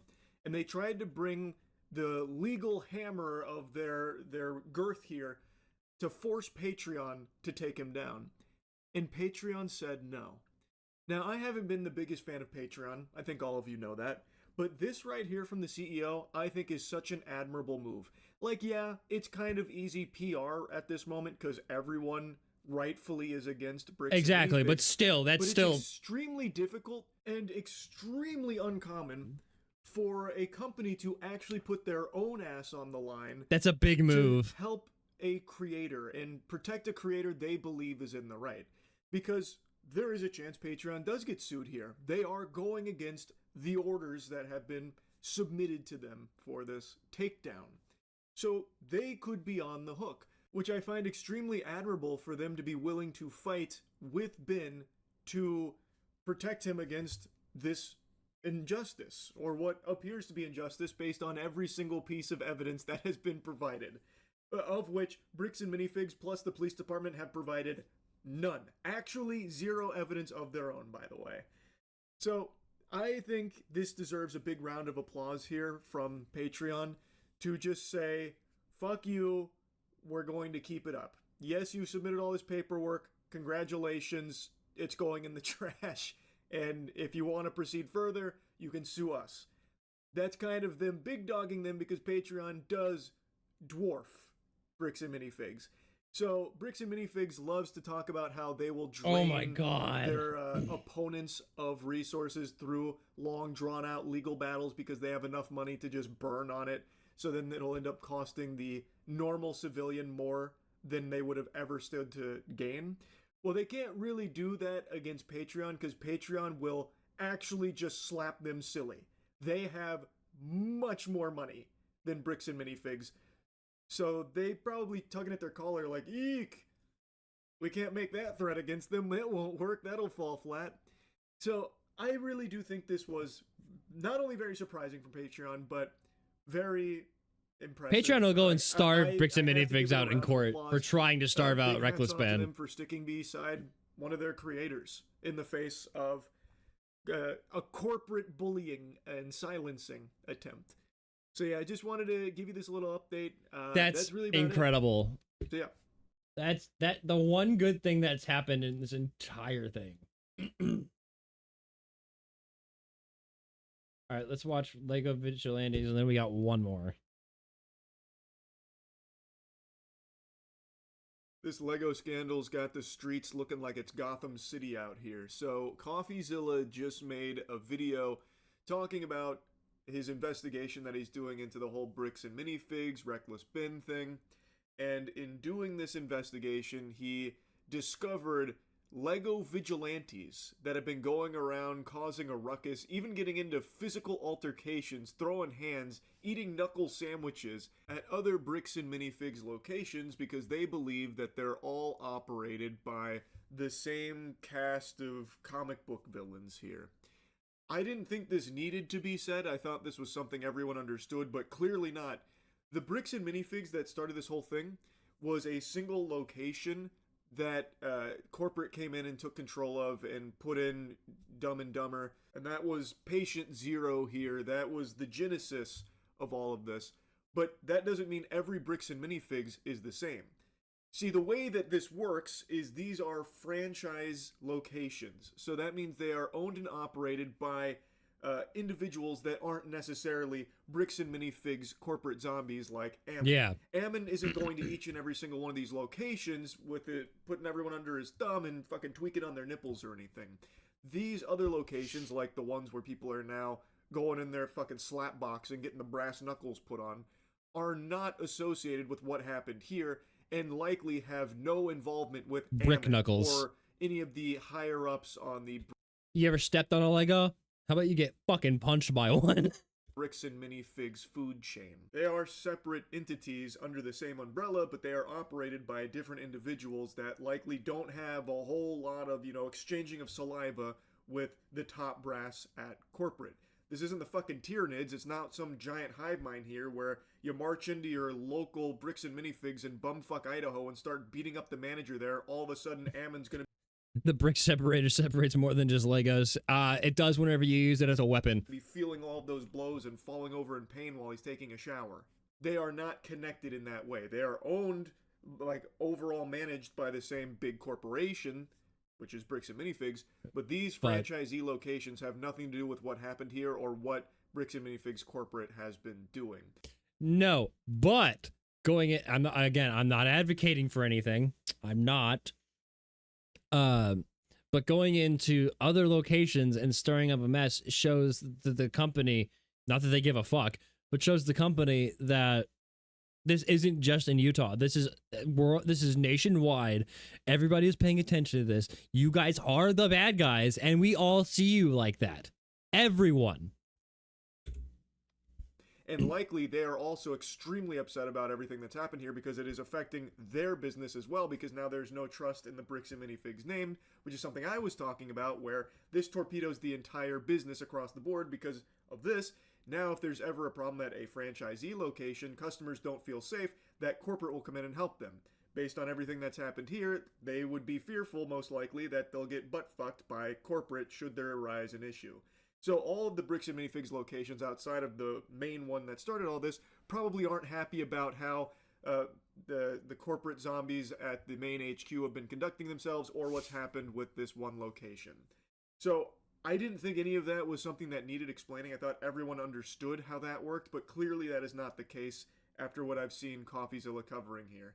Some footage which kind of disturbed me, and I'm not going to be able to have the chance to address it in my main video, so I want to address it here while we're editing that mammoth of an investigation. I was leaked videos from inside Bricks and Minifigs stores, other locations that have nothing to do with like the Reckless Bin missing Lego collection. People are going into them trying to be vigilantes and trying to get justice, by going up and harassing store employees. And in one case, I'll show you, they actually get in a physical fight with not someone from the store, not someone involved, but just a random guy who's trying to ask them to leave. That's crazy. Obviously, this story has blown up to an unfathomable degree, but I don't know how anyone could delude themselves into thinking this kind of behavior is in any way, shape, or form helpful in the pursuit of justice. Like, how is you going to... James, I like how you just sent me a picture of the separator. Like, I don't know what you're talking about. I have one right here. I have several of these. That wasn't that was a threat. Oh god. Okay. To a Bricks and Minifigs and just beating up a guy, just going over there and then just locking into pugilistic combat with a dude, somehow helping anything or anyone. See, he has been threatening to come to my house lately, so maybe he is gonna kill me with a Lego separator. In this huge scandal. I just don't get it. I think, in the case of these vigilantes, a lot of them were just looking for some kind of excuse to go start some shit. To feel justified in going out there and being... Like you wouldn't show up and we'd just play split screen Halo. Shut the fuck up. ...a menace and fighting people. That's what I think. Because it is something we've seen before where if a story blows up and there's like a perceived villain of the story... Some people will go try and take advantage of that, exploiting that to, like, get rowdy or sometimes get physical and then believe that they're on the right side of history and then everyone's gonna clap for them. Like, I just beat up this guy. Why is no one smiling? Where's my applause? Like, there's just, I think, some people that are But then fishing split for screen excuses Halo. for justified combat. And so they believed this was a slam dunk for them. But it's not. This is absolutely awful. It's so brain dead, you are a fucking idiot. To the guy that went out there and just started fighting in the bricks and minifigs. A lot of these people, you can just see they're trying to channel that energy, but you're not that guy. You're at the wrong store. Okay, let's start there. You're talking to the wrong people. You're fighting, physically fighting with the wrong people. These people are having a UFC match on the floor of a Lego store over another guy's Lego collection that has nothing to do with any of what you're about to see. So true. It is unbelievably stupid. Like, I don't believe a lot of the people that are doing this kind of behavior actually even care about what's happened here at all. Like I said, I still believe it's people that were looking for some kind of excuse to go out and start some shit and not get in trouble for it. But let's say a few of them really are doing this because they care this deeply about the story. Well, doing this is extremely detrimental in the pursuit of justice. All you are doing here is actually helping Bricks and Minifigs, because now you are giving them very easy ammunition to use legally to prove that Ben and his viral social media campaign have done nothing but incite violence against innocent people in the Bricks and Minifigs umbrella. You are giving them very, very easy layups here. Like, look, here's video evidence showcasing terrible behavior, violent and aggressive behavior from individuals that have been inspired by Reckless Ben's videos. You see, Ben is the bad guy here. Look at what's happening to these innocent people in these stores. Like, I don't know why people can't, like, fucking think at all before going out and doing stupid shit like this. It's so incredibly dumb. here's the first video that I saw. I'm gonna be blurring out some of this just for privacy reasons, and also because there are children in some of these videos, and I just want to make sure they don't get caught up in this. You cannot talk to children in here, girls. You cannot talk to children in here. Not in my store. Look it up. Not in my store. You cannot talk to children. Call security. We're calling security. Call. Sir, if you are harassing our customers, they steal from people. Look at Reckless Ben's video. You are harassing. Okay, so a guy with sunglasses and a sleeveless shirt walks into a random Bricks and Minifigs, from what it looks like, and decides to tell one of the store employees, hey, go look at Reckless Ben's YouTube channel. Go, as if he probably hasn't seen it already, and as if he has anything to do with it. I can almost guarantee you every single franchisee across the country, across the globe, any single person with a pulse in the LEGO community has probably heard about what's happened here with that Bricks and Minifigs location in the Reckless Ben video series. They all know about it. And like I said, they are probably also not happy about it because it is affecting their business that they operate. Totally separate from everything that's happened over there and what's happened with corporate and the way that Ammon has conducted himself. So these locations, like the one that... If you want to do something in Minecraft, go to the one that they shut down and break all the windows. This guy is now targeting. They have nothing to do with it. Can't in do Minecraft, of course. And there are people now demanding that every Bricks and Minifigs franchisee just close their doors now in protest of what's happened here. It's not exactly that easy. This is their livelihood. This is how they put food on the table for their families. They can't just be like, oh, I saw that Reckless Ben video. All right, time to pack everything up. Time to completely shut everything down and have $0 and have no backup plan overnight now. That is extremely unreasonable, and I imagine a lot of these owners are all trying to figure out what the next steps forward are in light of all this because of how bad this has become. And I imagine a lot of them aren't very supportive of how corporate has handled it. I don't think anyone in the world is necessarily on the side of how they've conducted themselves, but they operate totally separate from all of the hoopla that's happened. So it's not exactly something as easy as just, all right, time to move on, we're done here. Like, do you do that? Bricks and Minifigs is far from the only shady, possibly, allegedly corrupt corporation in America, and I imagine a lot of people watching this work jobs at major corporations. Do you go in and quit when you learn about the mistreatment of employees or a lot of the unsavory dealings of these mega corporations? I would imagine probably not, because it's a very difficult thing to just do, uprooting your whole life immediately overnight with no backup plan on where to go next. Like, I don't know why all of a sudden that's being requested of Bricks and Minifigs franchisees now. I mean, I don't know. What's this guy supposed to do? Oh, geez, I saw the video, and now I'm going to What? make everything right. And I'm going to Same. give back the collection. How did this I'm guy gonna go? go to This the guy doesn't store know after anything. this. What are you doing? This looks ridiculous. What? Okay, well, we're not doing that right now. I'll get you that on my next paycheck next week, okay? I'm sorry. I only got $25 for my first paycheck. I'm sorry. I had 2 hours of orientation and got paid for that. And they're like, here you go. So, yeah. Yay. Go buy pizzas or something. I said I'll go buy pizzas or something. No. I'll just go to the store and buy some pizzas after I get off stream.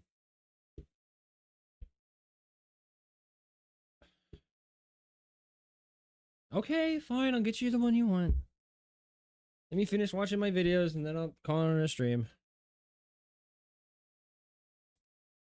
You work for, you guys. You're working for. Are you just gonna stand there now? She's watching me live. But you can't hear anything other than me talking. I swear people are using the fact that, you know, the cops have behaved awfully. A lot of people have behaved awfully in this situation to pretend it's like the day of the purge and they can live out their fantasy. Going up to random store employees and saying, you work for Trump. Whoa, hold on. See, there's a big portion of gamers who will never be able to do what I just did. Trump, bro. You're working for Trump, bro. You're working for Trump. Coffeezilla is sharing the same sentiment I am here about where She's still because just it's become standing so there. big, everyone feels like now everything's permissible. You can go out there and just cause fucking havoc at Brick and Minifigs locations. PvP enabled now. This guy's going in there saying you're working she's gone. for Trump. She Trump just probably can't disappeared. even spell Lego. Like, I have no idea where that's even coming from here. I didn't recognize the Trump administration got involved in the Bricks and Minifigs What is up with the right-wing Lego community? scandal. That's news to me. Or I guess that'd be left-wing Lego community. Another store location. In it, You you'll work for see three Trump. people. One, in green, he came in to confront the manager. Up here is the store manager in blue. And over here, we got our white knight. No. Cool. Here in public, yeah. You guys are liars. Get out of my store. No trespass. Hey, you call them on. Yeah, do it. So you can hear a little bit. He starts talking about something, and then you guys are liars. And then the guy responds, look, I'm going to trespass you. The other guy laughs and goes, yeah, do it. Get out of my store. No trespass. Hey, you call them on. Yeah, do it. Let's make sure that it's 30 seconds. Why are you in my store? You're going to leave next to you. Get out of here. Get off. You're going to have a serious attack. So Coffeezilla gave a great concise summary of exactly what unfolds here. I'm just kind of showing you the footage itself, but basically that guy's gone in there to berate the manager, talking about how he's working for liars, and then another customer over there is hearing this, and he's not too happy that they're besmirching the good name of the Bricks and Minifigs that he's in. So the other customer is coming to defend the honor of this store, which is outrageously silly. The guy doesn't even work there, is not even associated with the company in any way, shape, or form. He's just a shopper who didn't like hearing these mean things about Bricks and Minifigs. So he physically intervenes, puts hands on the guy, and that's what starts the fight. What? It's the walk up is so intimidating. I'm not even gonna lie. If someone walks to me like that, I'm gonna piss my pants. Who hits first? Who swings first? So our altercation really is one guy going, you don't work here, and the other guy says, well, neither do you. This ain't gonna find the Legos. Brian Mansell's collection ain't in the store, guys. I just want to speak with you. Then you leave. Who are you? You have no authority. Why don't you tell me what's wrong with what happened? Why are you not listening? The best part about this is people who are going into these stores to berate the employees are just expecting no confrontations. He's got nothing past this point.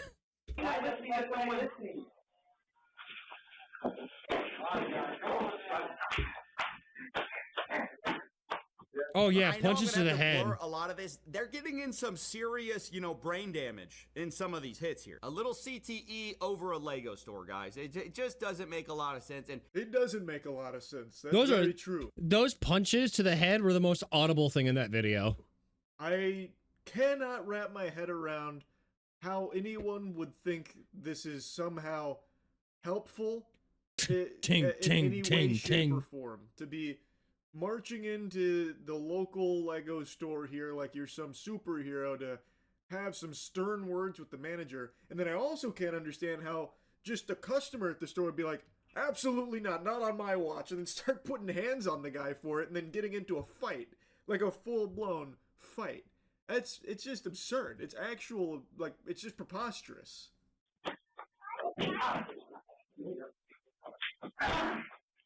Poor Lego Mario just watching this happen.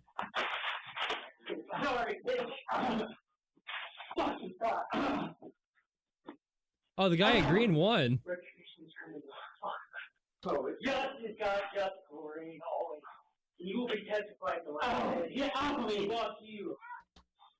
Take his shoes. Take his shoes.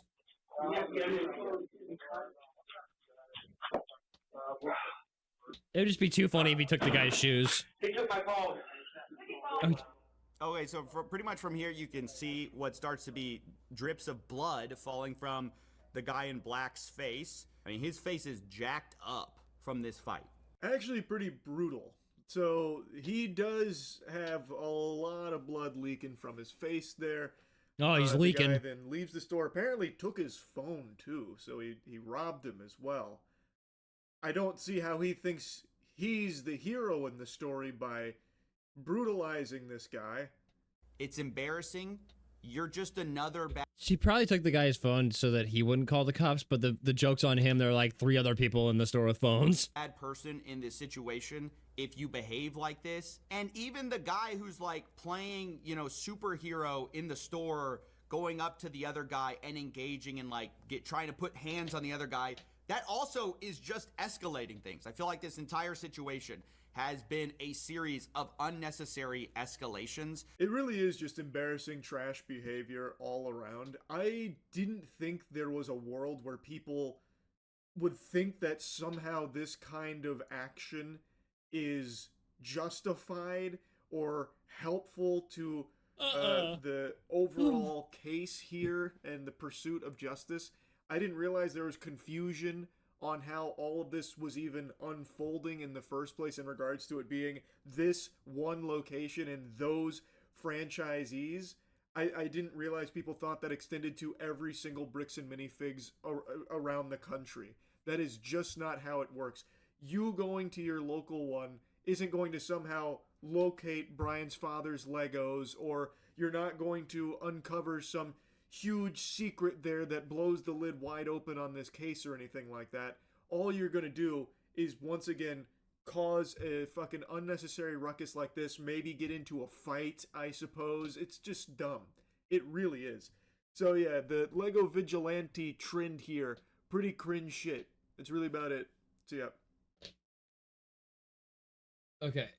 We got, I don't know what this is the last one you said was just Lego Mindset? No, that was the other one, wasn't it? That was that one.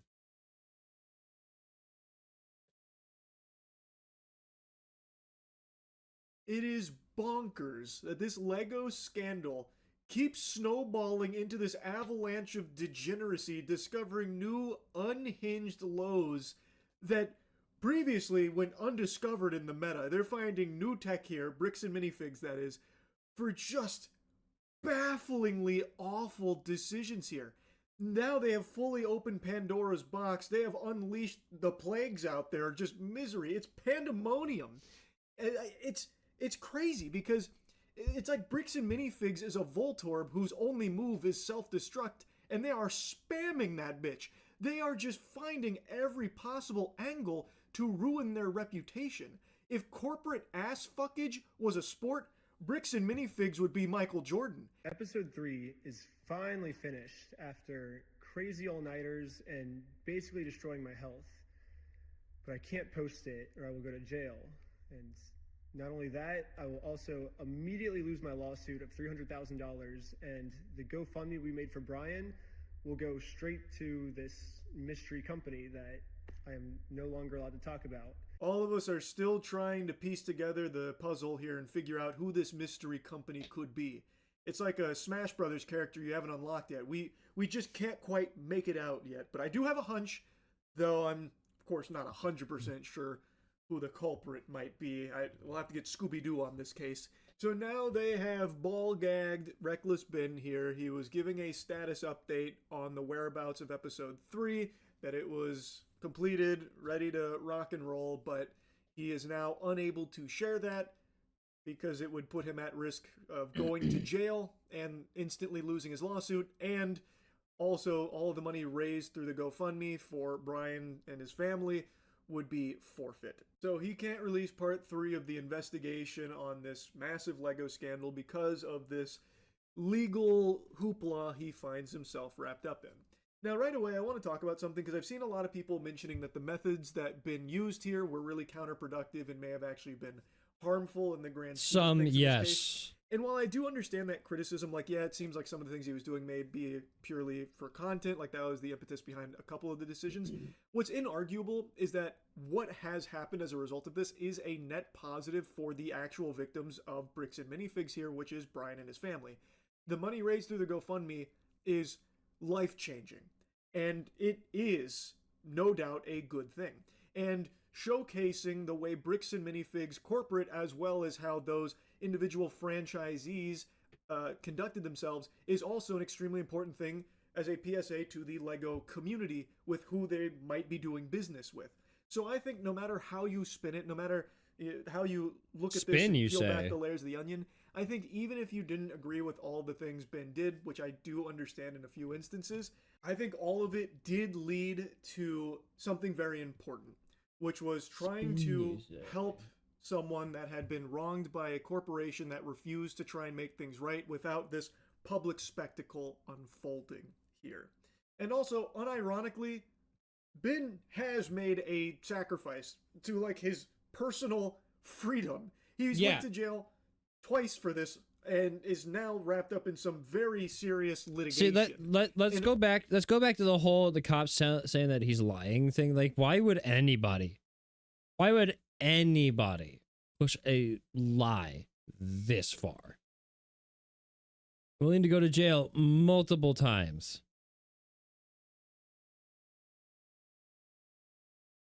Like, the only ones pushing lies that hard right now are the fucking government, and they're not getting held accountable. Why are we making up a statement that Ben is lying about this and then trying to lock him up for it whenever there are so many people doing way worse fucking things that are not getting held accountable? All of that under the attempts to try and make things right for Brian. And like I said, again, even if you don't agree with all the ways he went about it, nothing would have been changing without Ben doing those things. Brian still wouldn't have been getting what he was owed, or Bricks and Minifigs and the franchisees would have still been just giving him the cold shoulder, treating him like dirt. So I think it has been a positive thing that Ben has gone to bat for. And now I think this latest decision is one that can be unanimously booed. To now silence the guy who has been talking about this and diving into it, I think is always just a completely inexcusable look. And here's the thing, even if Bricks and Minifigs does end up winning against Ben, this kind of decision here is just such an underhanded, shitty tactic, already on the back of them trying to take down his Patreon, his main source of income, that it is inexcusable and, in my opinion, pretty unforgivable. That is an irreparable blow to their reputation. Even if they do win, no one will be able to look at this company the same way again, and probably won't feel comfortable doing business with this corporation. That's what I think. And I agree. Again, his investigation has spread beyond just Bricks and Minifigs. Like, it showed some very questionable, very, very shady shit from the American Fork Police Department, obviously. But it doesn't seem like the American Fork Police Department is the one that is now attempting to censor Ben here, under threat of throwing his life away if he continues to talk about them and show his investigation. That is Bricks and Minifigs, the mystery company, whom I believe to be Bricks and Minifigs based on what I think is pretty obvious evidence. Yeah. They sent court papers to my email, which I guess a judge approved for them that this was a valid form of service. And so now that I'm officially served, I cannot even mention this company or I will be in jail and everything. Normally I would be like, screw the big guy telling me what to do. I'm going to do what's morally right. But in this situation, if I do that, then all my friends get screwed with this lawsuit and we lose all the GoFundMe money we raised, like, immediately. Completely understandable. I don't think there's a soul on this planet that blames him for that. There's really no other option than to comply with the demands of this lawsuit here, because if he doesn't, then everyone's getting face fucked. Not just Ben, anyone that was even attached to a single tendril to this case here, including the main victims here, Brian, they would then lose everything that was built up across this with the GoFundMe. So it makes sense why he is unfortunately having to make this decision to not continue talking about it and putting forth the evidence in part 3. I am very curious. Okay, this is just going over the video we watched at the beginning of the stream, so I don't think we need to watch this entire one. I am incredibly blown away by everything that we've looked at today. Like, I'm angry. I'm like angry. I'm pissed off. This is ridiculous. This is insane. The amount of bullshit that it's not even like legal hoops that we're jumping through to fuck this guy over. It's just corruption. It's just, hey, buddy, high school friend, college friend, go put him in a cop car and arrest him. Take him away from my house. He's harassing me. This is literally just a community, not just of friends. This is a religious community sticking together and collectively fucking this guy. Even it's like the reason I can say that, it's not just the police, it's not just the courts, because it's the people who, like, yeah, I know he's in that house, go get him. What does it have to do with you? Fuck off. Get out. Get out of here. You're muddying up shit that does not fucking concern you. I'm just insanely blown away, and I have. But wait, there's more. Hang on to your seat, baby, cause this one's a screamer. This posted. Oh yeah, no, it literally posted like right after I ended the stream yesterday. That's nuts. That's not even fair. All right, buddy. What do you got? A $200,000 Lego collection went missing, causing a lot of you to ask me to find it. And after seeing the cops point guns at YouTubers, people get arrested and sued for $1.3 million, I decided enough was enough. This looks like a case for the internet detective, this time in the $10 million Lego studio.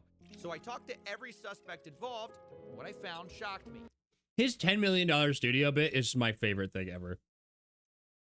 I will watch CJ the Champ. Chill out.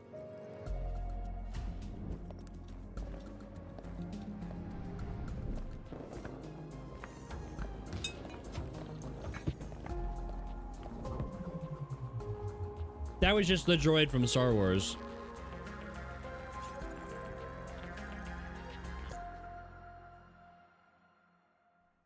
Okay, before we can find these missing Legos, let's give some background. A massive... I am into Lego. What are you talking about? Oh, well, you can't see it behind my chat. Hang on. I have an entire shelf dedicated to Legos behind me. In fact, the original Star Wars The Clone Wars Twilight, the Star Wars The Clone Wars ATTE, I believe that's the ATTE.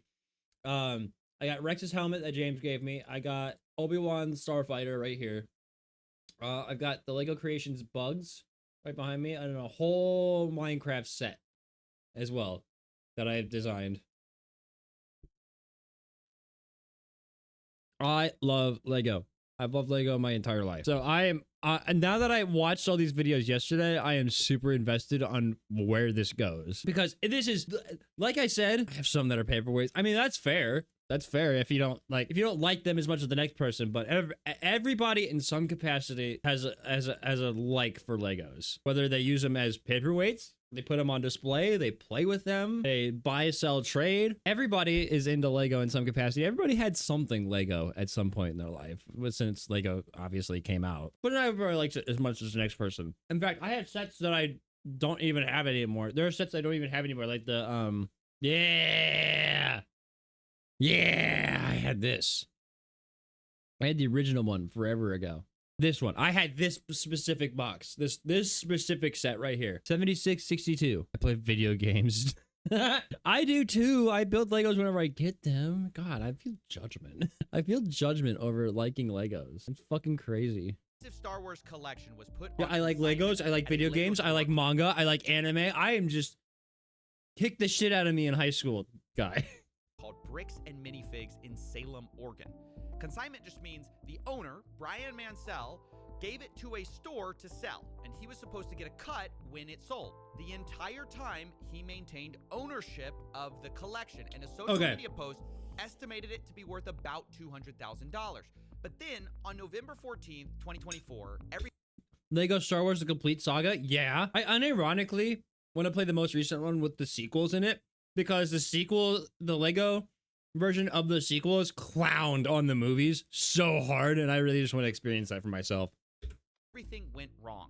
This was the night that Crystal and Ben Gorman, the prior franchise owners of the Salem store, got kicked out by this guy. That is Brandon Best. He and his partner Josh Johnson ran a sister store in Eugene, Oregon. And Brandon drove up that night to kick the Gormans out. Brandon and Josh would be taking over the franchise in Salem. And this is the exact moment the Legos go missing. As that store is getting handed over, the question is Brian's collection in it? Here's what the official Bricks and Minifigs press release reads. Quote, after taking over the store, we discovered a small number of sets valued between $2,000 to $5,000. The new Lego Batman game looks really good too. It looks like it's got stuff from Arkham in it, which is really fucking cool. That could be possibly related to Mr. Mansell's collection. But there's a problem here. There should be over 10 times that amount in this store, given their internal records and what we know the estimated value of this collection was. So if corporate's saying there was only $2,000 to $5,000 in the store, something happened to these Legos. But what? In order to solve this case, let's think about the suspects. First, who was there that night of the handover? It's only 3 people. Crystal and Ben Gorman, the former franchise owners, and Brandon Best, one of the new owners. These are our 3 biggest suspects, but they aren't the only ones. I want to address a few other suspects at the very start here. First of all, maybe this is just all the result of, plain old thieves breaking in. What about that possibility? Hi, I am Chris. I was the previous franchise owner who signed the collection agreement with Brian Mansell. And I'm Benjamin Gorman. I am the silent partner who's really bad at being silent. We did have a couple of break-ins at the store. None of Brian's collections were in the police report or stolen during those. Okay, so the Gormans say emphatically it wasn't thieves, but if that's the case, what about the guy who was arrested? I mentioned at the beginning of this video, Reckless Ben. This is his minifig is so dope. With a documentary, I tracked down the thief who stole $200,000 of Lego. Maybe it's the perfect crime. Make a video tracking yourself. Now, for our theory, it's worth noting Ben is currently facing a RICO lawsuit by Bricks and Minifigs. He was even targeted with a search warrant for stolen Legos. Included in the warrant are Legos. The owner reported overhearing conversations about possible stolen Legos. And on top of that, Reckless Ben was even accused of stealing the Legos by the current franchise owner. I stole the Legos? What do you think of the theory that it was Reckless Ben? He stole the Legos. It's absurd. We didn't even know Reckless Ben. He had no interaction, no relation to us, no relation to the store. That doesn't hold any water. Okay, I'm gonna be honest. Apologies to the genius cops in Utah who play different. We play differently here. But I don't. Yeah, that shit really, the cops really fucking bothered me yesterday in the coverage we did yesterday. That's fucking wild. The way, it's just the fact that they're just under the thumb. I don't believe that Reckless Ben stole the Lego, mostly because he couldn't. He just wasn't there that night, and I don't even think he knew about these Legos. But who does Ben suspect is holding the Legos since he did this whole documentary series? The guy who runs the entire company, Ammon McNeff, he personally came out to talk to us. So what's going on? So you guys are holding some of our Legos? No, we're not. You're not? No. Is it a lie? No. That's a lie. You did take the Legos. No. So we have our attorneys have visited, but like again, so who's like Brian Mansell. Okay. He can't even he can't even articulate a full fucking sentence. Fuck this guy. Literal villain with the twirled up mustache. He's a guy who had he had like $200,000 worth of Legos in your guys' store. Yes. My name is Ammon McNeff. I am the CEO of the Bricks and Minifigs brand. So my name is Matt McNeff. I'm the COO of Bricks and Minifigs. The people you just saw are the McNeff brothers. They agreed to speak with me to try to clear their name. I asked them, do they have the Legos? What I can tell you is that we don't have it. We've never had access to them. It seems to kind of go missing. Parts of it seem to go missing on November 14th. Well, and I guess no, not at all. I'm gonna say, like that is not accurate at all. Because so you think that the collection would What? Serious question. What is in this collection that is worth doing all of this for? Like you guys own a corporation where you buy, sell, trade Legos. What the fuck is so valuable in this guy's collection? You're just hiding it and lying about it. What is it about this? Or you just not want to look bad? You just not want to look like assholes? Because you look like assholes right now. What is so valuable in this collection that we are going to these lengths to hide it? I don't understand. I just don't get it. Was in the store at the time or elsewhere? Elsewhere. When you look at Mansell's own words that he reiterated to a podcast last year, he explicitly stated to another podcaster the sets were moved off-site for security. The collection will not be stored on site after hours for security reasons, and after Sunday, the sets will be available for purchase but stored at Okay. So you're there's a loophole that you're being like, oh yeah, they're not at the store. We never had them at the store, but you did. You had them at the store and then you moved them off-site. They're gonna reboot Monk just for this. Fuck off. I'll swear. Now, one thing that's been a big subject of the Bricks and Minifigs kind of story is, hey, there are these off-site locations. Can you address what that is? Is that true? So the off-site location in the letter that that corporate is referring to is the original press release that we released when we were launching the collection. In that press release, because we had previous break-ins, I specifically included the location that after this weekend, those Legos would be stored off-site to deter any future thefts. They were briefly stored off-site after that launch weekend while I bought safes for the back room, and then they were moved back into the store. Okay, so for most of the time, the sets were in the store. So they were in the store the entire time. Yeah, exactly. Yeah. Okay, so Ammon McNeff suspects that a lot of the Legos weren't there that night. And then on the other hand, we just heard from Crystal and Ben Gorman explaining the off-site story, saying that later they no longer use those off-site locations. But what do we really know about the Gormans? They are the former franchise owners after all. I mean, shouldn't we be suspicious of everyone? They're one of our key suspects. They were there the night we lost Brian's collection. They were the creators of the consignment deal after all. And one group in particular is pointing their finger at them very hard. It's the McNeffs who say they were behind on payments. We started getting calls from the landlord letting us know that Crystal was behind on the lease payments at the location. We had also gotten a couple of notices from some of our vendor partners that bills had not been paid by the store. And so we felt pretty strongly that there was going to be a risk of her just, like attempting to file bankruptcy, doing some of these other types of things, which we've had franchisees do in the past, and that's problematic. So that's why we sent him up there to take some video footage. So we needed to just be prepared if we needed to do a hostile takeover, which, can happen in franchising where a franchise owner just, kind of tries to steal inventory and do some different things that way. Okay, so Bricks and Minifigs' story is that they were worried about the Gormans skipping town, so they sent Brandon Best as a secret shopper on October 24th, 2020. That video of him coming out of the house and just being dead silent is so funny.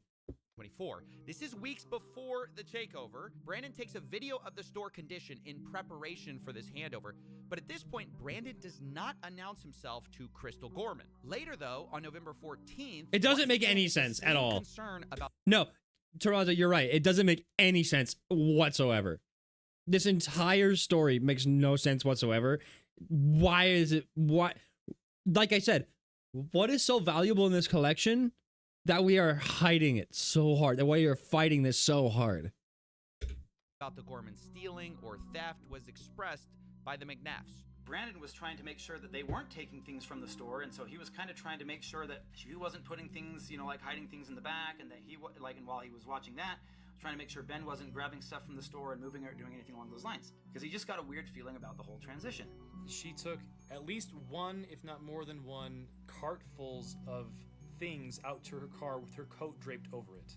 So yeah, the McNeffs say, look, they don't trust the Gormans, and they explained it, even further. They said, hey, there's some issues in her past. She apparently has a retail theft and other criminal arrests on her record that we were not aware of. So why would you hire her?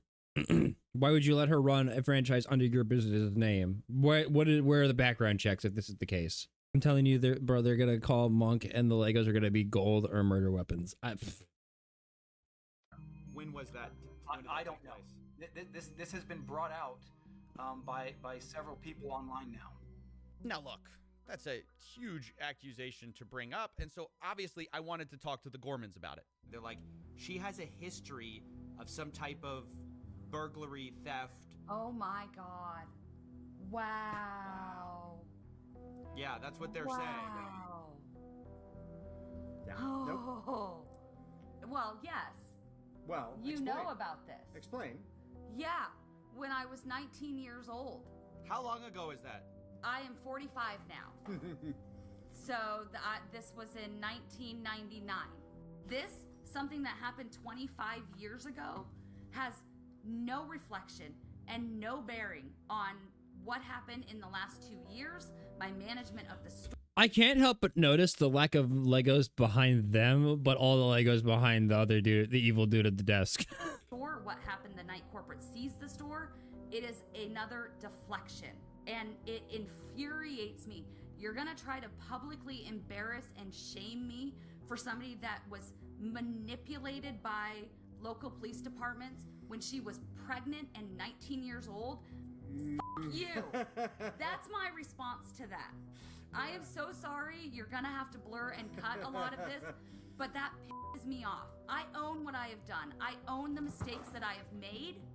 You cannot intimidate and bully me into backing down when I know that legally and morally I am in the right and I have the evidence to back it up. Dude. Wow, this is getting kind of nasty and personal at this point, and I just wanted to give people kind of their side. But at every turn, Yeah, no, it seems very petty and personal. Like, this is really fucking weird. This makes no sense at all. Contradictory stories, down to if the McNeffs knew about her history in the first place. Like, they're bringing up something that I told them about. Wait, you told them? Told them. They asked me. They said they had no idea. They said if we knew, we would have never hired her. Because we would not have hired her had we known this. I told them I had a record from when I was 18. There was a family issue that, and didn't go into all of the details, but they were like, that's so long ago, we're gonna hire you based on who you are now. Okay, I'm just gonna leave it there. You guys can make up your own mind. My point is, one side says up, the other says down, and it gets to the point both sides start hinting that they have photographic proof from the night of November 14th that proves the other side is lying. And so I'm like, look, at this point, let's stop talking. Show me the Legos. Where I was told we are 100% have possession of photos that prove that the Gormans are lying. And then you guys are telling me we 100% have possession of photos that prove this side's lying. Who's gonna drop the photos first? I mean, I feel like someone just has to, somebody's right here. And after a lot of convincing, both sides agreed to show me the photos, corporate and the Gormans. In fact, I scheduled the calls to do this an hour apart from each other. But let's remember their positions for a second. The Gormans say whatever was left unsold of Brian's collection that was in that store spreadsheet was in Salem store the night of November 14th. Then you have corporate side. They say whatever was left that night was maybe $2,000 to $5,000 of Legos. The rest was either stolen by thieves, the Gormans, or held off site. It was not in that store. And on both sides, there's a lot to lose here, right? You've got the Gormans, who basically have been insinuated to have been stealing. And for Josh and Brandon too, the new franchise owners, there's a lot on the line. I reached out to Josh and he told me, I think her pictures would only show a few sets and minifigs.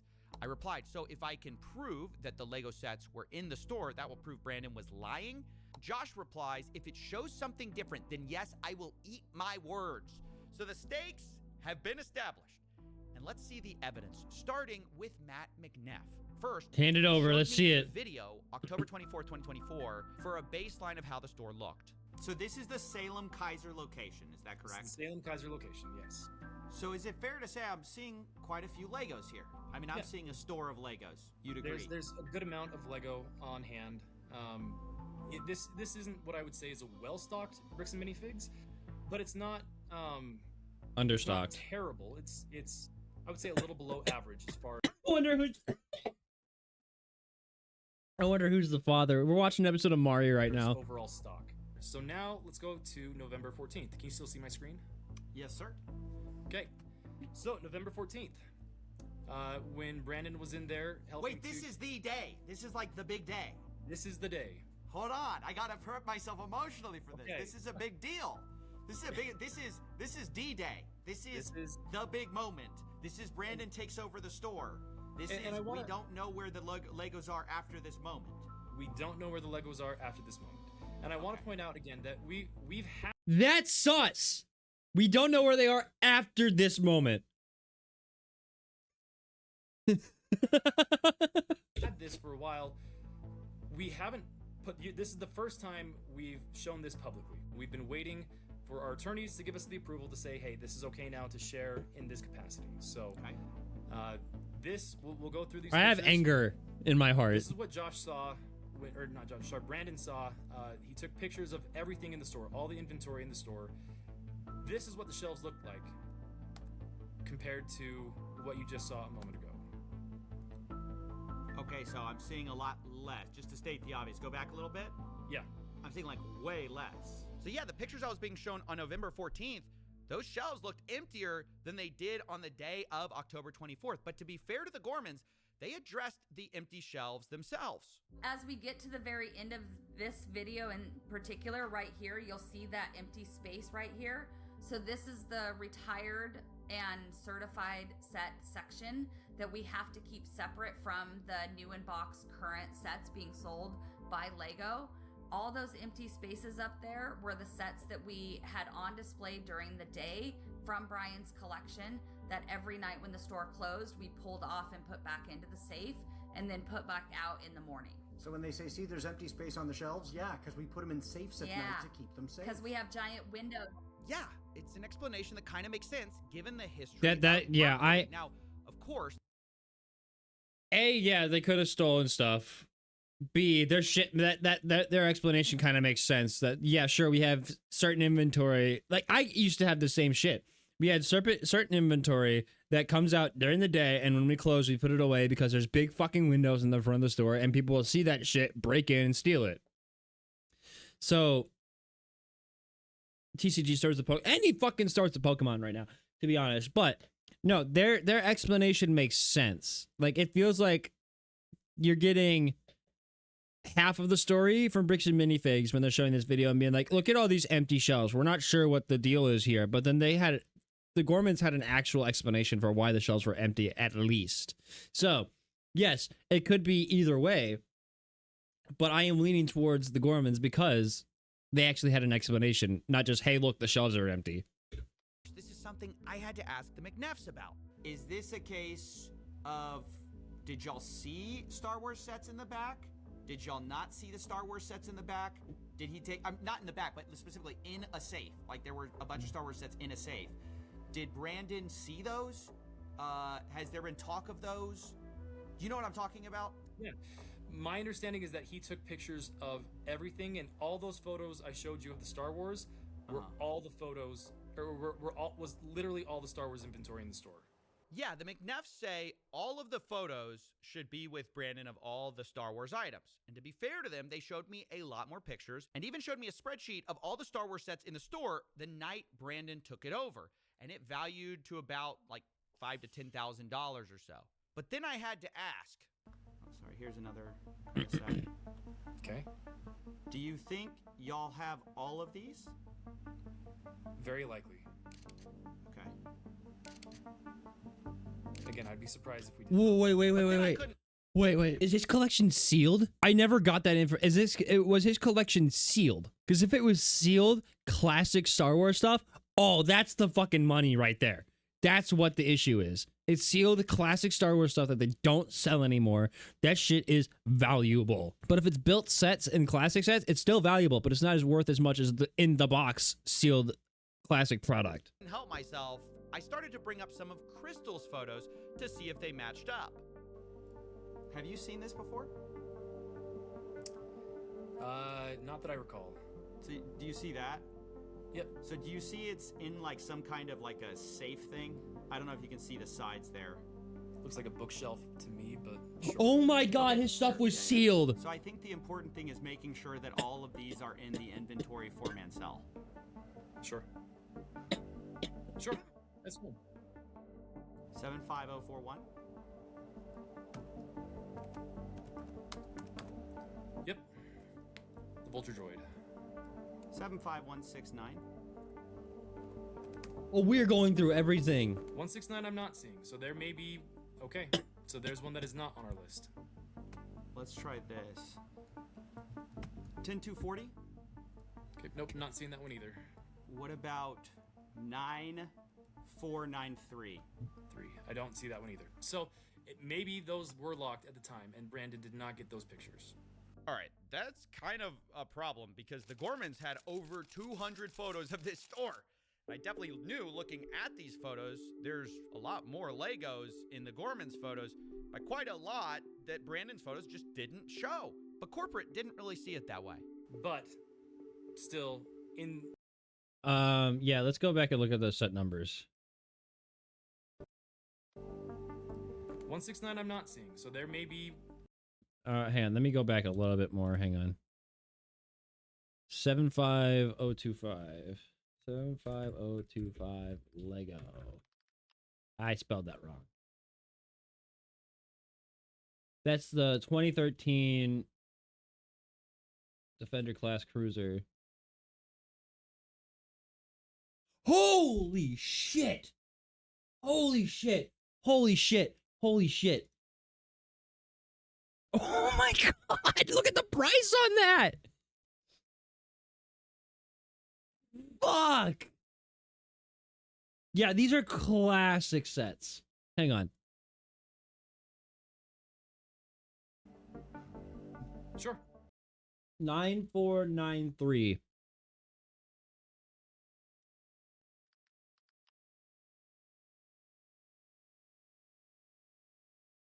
Okay, this one's not going for as much, but it's the original X-Wing fighter. At most, like $103 is what I'm seeing. That's cool. 75188.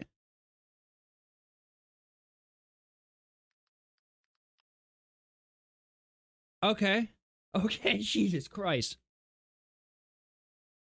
He might have at this rate. 75041.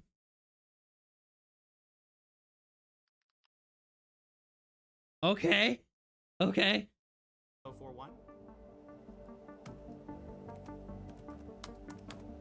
Yep. The Vulture Droid. 751. 75169. Oh, Jesus Christ. 69. 169 I'm not seeing, so there may be... Okay, so there's one... Every single... I think it's funny every time every time they say that, he's probably like, oh, cool, that's a win for us. That is not on our list. Let's try this. 10240. 10 to 40.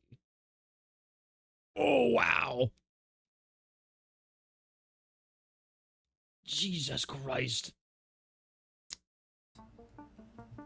10240? Okay, nope, not seeing that one either. What about 9? 9493. That's the original one that I did see. Hang on. 493. I don't see that one either. So maybe those were locked at the time, and Brandon did not get those pictures. All right, that's Holy shit, dude. The Gormans had over 200 photos of this store. I definitely knew looking at these photos, there's a lot more Legos in the Gormans photos. By quite a That was at lot least than $1,000. Brandon's photos. That was at least $1,000 worth of Legos in just that clip alone. Oh no. Kiva just sent me the first teaser for the Amazing Digital Circus coming to Fortnite, and apparently it's insanely accurate to the series. So we might have to watch that at some point just to see. Just didn't show. But corporate didn't really see it that way. But still, in the grand scheme of things, we're not talking, again, 10 times the amount of sets here. I don't know. I haven't shown all the photos yet. I don't know exactly how much. If there's a calculable figure that we can look at and say, great, this is what was there, I promise you it's not $100,000 worth of Lego. And so where's the rest of it? You got me. I don't know. Maybe I'm a little too in my head about this U-Haul story. You don't think it could have been some U-Haul thing? There's no way. Oh, yeah, have we talked about the U-Haul yet? We gotta talk about the U-Haul for a second. This is another one of those things that was like really disputed between the two parties, was this U-Haul that supposedly was driven up to the store the night of the takeover. So when Brandon came to the store that night, he was driving a U-Haul truck. Now, in typical fashion, this was immediately disputed. Brandon showed up to the Salem store in a rental car. When he came to... Yeah, a rental U-Haul. He was there in a rental car, not in a U-Haul. It wasn't until after he told... Oh yeah, we had some pricey fucking sets. Like even the Red 5 X-Wing Starfighter is about pushing $400. The Dual Naboo's over $100. The Vulture Droid, it can go for $300. Resistance Bomber over pushing $400. That was, we looked at twice. This one was the big one, the Jedi Defender class cruiser. Okay, no, we were pushing $2,000 worth of sets there. My bad. Because that one can go for anywhere from $700 to $900. That's absurd.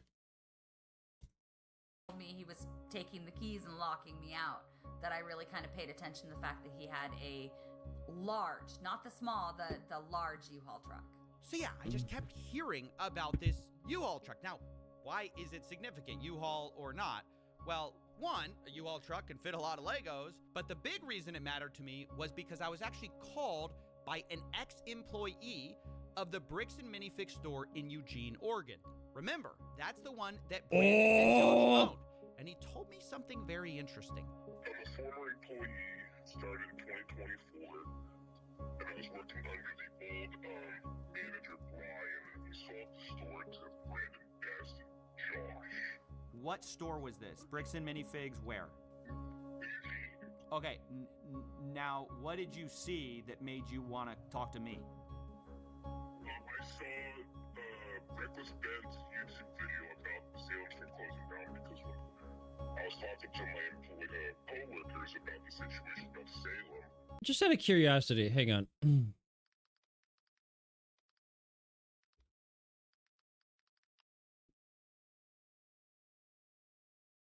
Holy shit, my Twilight goes for like $200? Holy shit, I got an expensive set behind me. I didn't know that. What about the ATTE?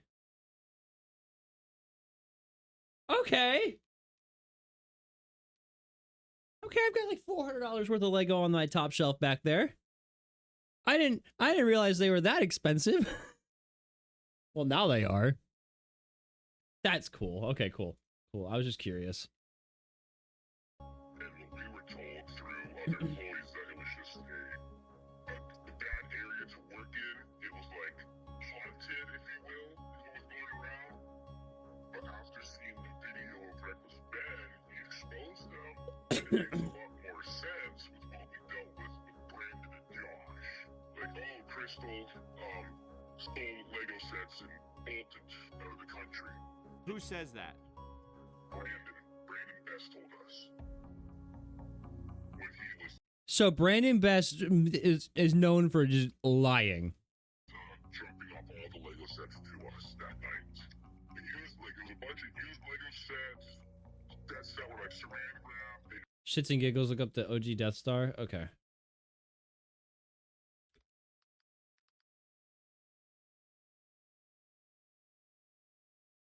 Okay, so this is the new one right here.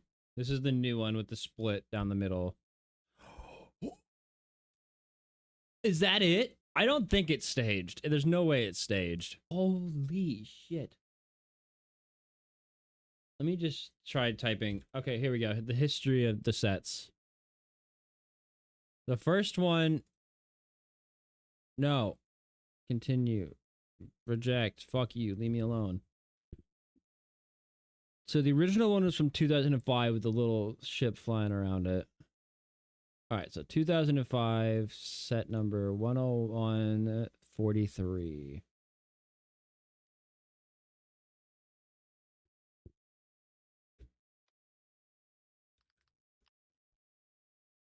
Yep. Ugh. Oh, God. Jesus Christ, that hurt. Anywhere from $4,000 to $5,000 is the original Death Star. Holy, oh my God, that made me, that actually caused me physical pain. Oh, Jesus Christ. Yeah, no, this is the original one. Oh my God. Anybody got a cool $3,500 I can borrow so I can buy the Death Star? I kind of want to buy the Death Star now.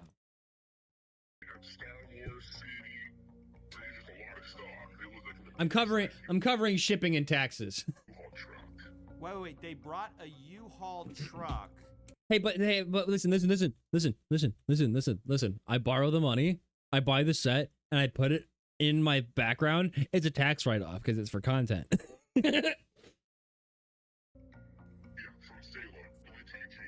And to Eugene, and it had a bunch of Star Wars sets on it? Yeah, Star Wars sets and everything. A bunch of used stuff too. Wait, when and was this when? And then I give the money back once I get the money back at the end of the year. I believe so, yes. It's an investment. He said that Crystal stole Legos and left the country. While he has a U-Haul of Legos? Yeah. Interesting. Weird. So, and he said, we're just going to hold on to this stuff until corporate tells us where we have to distribute it. And we're like, well, it'd make more sense if we could take it because we're kind of struggling with, the product we put on the shelves. Oh my gosh. We really got to find out. Was there a U-Haul that night or not? Because everybody's disagreeing about it. This Eugene, Oregon guy says. In other words,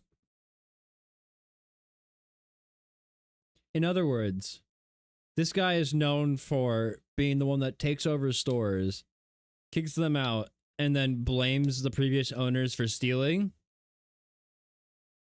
That sounds like a pattern, brother. That sounds like something you're doing on purpose. Oh yeah, a U-Haul showed up with Star Wars sets in it. Brandon was talking about the Salem store. You've got Matt McNeff saying there was no U-Haul there. It was a rental car. You've got Crystal saying, yeah, I thought it was really weird. There was a U-Haul truck there. So I told the McNeffs, I really got to find out what the truth is here. If you know anything about it, let me know, because that's just something I heard. I do, and it has nothing to do with the Salem store. Well, at least not the Salem store in the way that it is there. Brandon showed up to the Salem store in a rental car. When he came to get the keys from Crystal, he was there in a rental car, not in a U-Haul. So when there was the handoff, there wasn't a U-Haul, it was a rental car. Correct. He was there in a rental car. Got it. Yeah. Do we have cameras? Okay. And I think any of the, like, if you were to look at the footage, the ring cameras, all that stuff, you won't see a U-Haul there's footage in the parking lot. So after hearing all of this, I realized, look, I just got to find the evidence. So I start sifting through these photos I have, right? I realize I have a parking lot photo. I check it. No U-Haul, just a red truck out there. I check another photo where you could see the window, but the problem is it's night outside, so you can't see. And so I'm looking at everything I can, and there's just nothing, you know? I have this alternate angle. I'm looking at that, and then boom! Wait a minute. Zoom in on that photo. Bring up the brightness of this photo a little bit, and my gosh, there's a U-Haul in the parking lot right outside of the store the night of November 14th, 2024. This is something that Matt said he had seen footage of, and it couldn't be true. And again, I believe I have seen footage from that night that shows clearly out into the parking lot, and there's no U-Haul. After seeing this, I said, I really have to make a call. And that's when the story changed. So last night, I talked with Matt McNeff. I brought up this question of the U-Haul. He told me emphatically there was no U-Haul. Y'all came to me this morning. You said, hey, we looked into it. There actually was a U-Haul there that night. Can you clear up what that's about? So there's actually two different things that are going on here, just to help you understand. And I don't know if I'm getting angry again. Particularly not on the record, but we do know of I'm getting angry again. Employee, that worked at another location. That back on the 24th of October, there was a U-Haul that went to a storage unit in Salem for another previous franchisee, for a different situation that we had just, gone through some things, and he had a previously, hey, I have some inventory that I... Your Honor, I rest my case as I channel Phoenix right. Exactly. Didn't turn over that I was supposed to. It's at this storage location. You guys can come pick it up. And so Brandon was sent on that day to pick up with a U-Haul inventory that then he moved down, but that was October 24th. So when we're talking about this ex-employee, you're saying they are conflating the October 24th event of the U-Haul coming up to Eugene with Legos with some time after November 14th, after the store takeover. Is that correct? Am I understanding that? Yeah, no, he's... Yes. Yeah. He had to formulate and be like... This is now kind of a strange story. Yeah, that's exactly what I said. That's what I said. Corporate is saying there was a U-Haul at the Eugene store dropping off Lego, but that was from a different night, different collection. The CEO says Brandon showed up to Salem on October 24th for his secret shopper job with Crystal, and separately, he also was getting a different collection of Legos that also included Star Wars, and that's what he brought to the Eugene store, and the former employee is remembering. Then, weeks later, on November 14th, Brandon supposedly shows up again with a U-Haul, but the reason isn't for hauling Legos. Brandon flew in to Eugene that night. At midnight. So flew from Utah on the 13th, but landed in Oregon on midnight of the 14th. Went and got a rental truck, and then went and stayed at a trailer that had previously been moved up there in anticipation, meaning a camper trailer, in anticipation of the potential hostile takeover previously. Is that why he had a U-Haul? Is that the reason he had a U-Haul, was for this camper, or what's going on with the... Yes. So then what happens is he takes his rental vehicle truck, and he tries to connect the trailer, the camping trailer, to that truck, and it's not rated for that particular weight, and he realized, oh crap. He called around and found that U-Haul had a rating for one of their box trucks, and so he grabbed that, went and got it at 10 a.m. on the 14th, and so he then went and hooked that trailer up to the camping. You're explaining way too much. That trailer down to another location where he could set up the camping trailer in Salem, dropped off the camper trailer, and then he arrived in a U-Haul to the Salem store, and then went in, said hi to Crystal, and then as she was leaving, the door shuts, and so he locks it, calls the locksmith, takes him a while to... That's what I'm saying. He's explaining way too much. Brandon at this point is pretty exhausted, so and he has an hour drive back to Eugene to drop off the rental truck. So he drops it off at midnight or 1 o'clock, something like that, grabs the rental truck, and then heads back up to the camper trailer in Salem, and then, you know, like it's probably gets in at around 2 or 3 in the morning, spends a couple of, you know, that's a little bit of sleep before he has to head back to the store at 9 a.m. before the other employees get there. The timeline that is trying to be portrayed just makes absolutely zero sense. Okay, so I asked, obviously, for documentation of all of this from Brandon, and here's what I got. First, the U-Haul contract on November 14th. This checks out what we already know. Then I got sent a photo, the last one Brandon took in the Salem store, dated 9:44 p.m., where you can see what looks like the inside of a bird cage that the Gormans had. And lastly, I was sent a photo Brandon took of the mileage in the U-Haul as he dropped it back off at the rental place on November 15th, 12:41 a.m. Now, the time gap there is about 3 hours between the last photo in Salem to dropping the U-Haul off, which is a bit of a problem for our time. Yeah, there's a disparity, or that's not, it's disparity? That's not the fucking word. What am I thinking of? Discrepancy. There's a discrepancy in the timeline there. I mean, I work till like 11 o'clock, and I'm like, I gotta get up early for, you know, my other job. You moved 4 hours of Legos out of this truck. Yeah. All right, so as weird as this U-Haul thing is, the timeline just doesn't fit, to be honest. If it took 4 hours to unload, you can't also drive to another city, load and unload and drop off the U-Haul in that time. But still, even if this is true, it's pretty weird, and it's one of the most bizarre stories I've ever heard, to have a U-Haul thing back to back. One of the times you're picking up Legos, the other time you're not, you're taking a camper. Nevertheless, without more proof, we kind of have to move on to another theory of how to find these missing Lego. This time, let's take the photographs that we have and reconstruct what was in the night on November 14th. Remember, that's the moment we lost the Lego. I'm trying to like focus and like not give us, but I got to give some commentary. I'm trying to focus on all this, but there's so many angles. There's so many lines of red thread just going everywhere. It's nuts. And this time, we're going to combine it with two more things. First, from corporate, I got the point of sale records from the Salem store from 2023 to 2024. And secondly, from Crystal Gorman, I got her internal records of Brian's inventory of what was sold or not in order to pay him and keep track of prices. Now, before we piece things together, I need to address something. At the beginning of this story, you saw the social post saying this collection was worth $200,000. That's what everyone knows this story as, the $200,000 Lego collection. But sadly, that post was entirely wrong. In Crystal Gorman's inventory, which has a high and low estimate value of these various Lego items, the real estimated value is about $107,000. They give high estimates and low estimates, but that's right there in the middle. And for simplicity, I'll just be using averages and estimates here, but understand that, you know, these numbers are not firm, given that they're unsold Legos. It's just rough possibilities. But the point is, it's worth nowhere near $200,000. And Reckless Bin, the one who made the original video covering this, said that surprised him.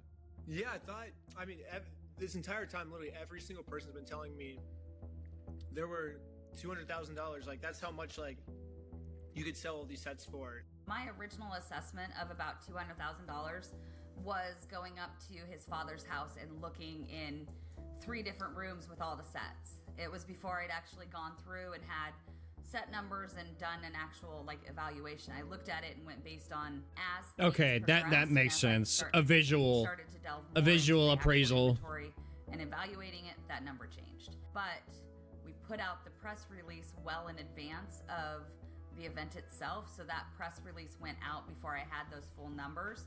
So we went, this is a nice even number. So it was a miscommunication off of visual appraisal. Okay, I understand that. That makes sense. That will grab attention and bring people into the store. So we went with that. Yeah. You can take a look at something and be like, yeah, no, this is worth $200,000. But once you get into it and you look at all the details and you price everything out, sure, it could be a little or a little less, a little more, whatever. But a visual appraisal is going to get a rough estimate of what it is. And then that rough estimate is what made it out into the press release. And that's what made it look like, oh, there's so much more here that's just not here. I mean, to believe that is accurate at the high end. Like, it was one of those things where when she was looking through and going, well, it says this and it says this, like, you don't think even at the high end? You haven't actually seen the spreadsheet. No, I haven't. You might want to cut that part out because he hasn't actually seen the inventory sheet. spreadsheet says about from between 85,000 to 120 something thousand, in the midpoint about 107 or something like that of what was inventory. Does that sound right to you? Yeah. Yeah. So Okay, give me 1 second. I'm gonna take this plate back out. It's bothering me. Oh, I also just had to get up and like stretch my legs for a second, so there was an excuse for that. I've been looking at that plate and wanting to put it in the kitchen for a while now.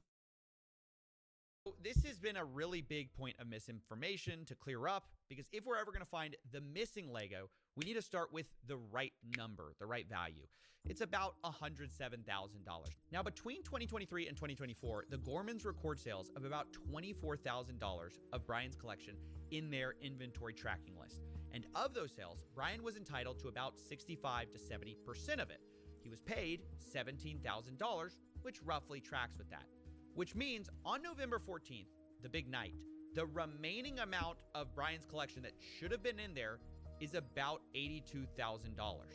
Now, it doesn't take a genius to realize this is a very different number than corporate provided, who found only $2,000 to $5,000 of it linked to Brian. And later they said they only found $13,000 to $15,000 in total Lego Star Wars. So you're talking maybe $11,000 to $15,000 total Star Wars, and that's all Star Wars inventory in the whole store. So that's corporate side of the story, but I didn't want to take their word for it. So I went through Crystal's photos myself, which she shared with me, and hired. And see, the thing is, corporate could be completely ignorant of this. Like, corporate could be getting one side of the story from Brand. It sounds like Brandon's the quote unquote mastermind of this entire thing, at least at this moment in time. Like, sure, corporate could have told him to do something, and corporate's just being ignorant or whatever.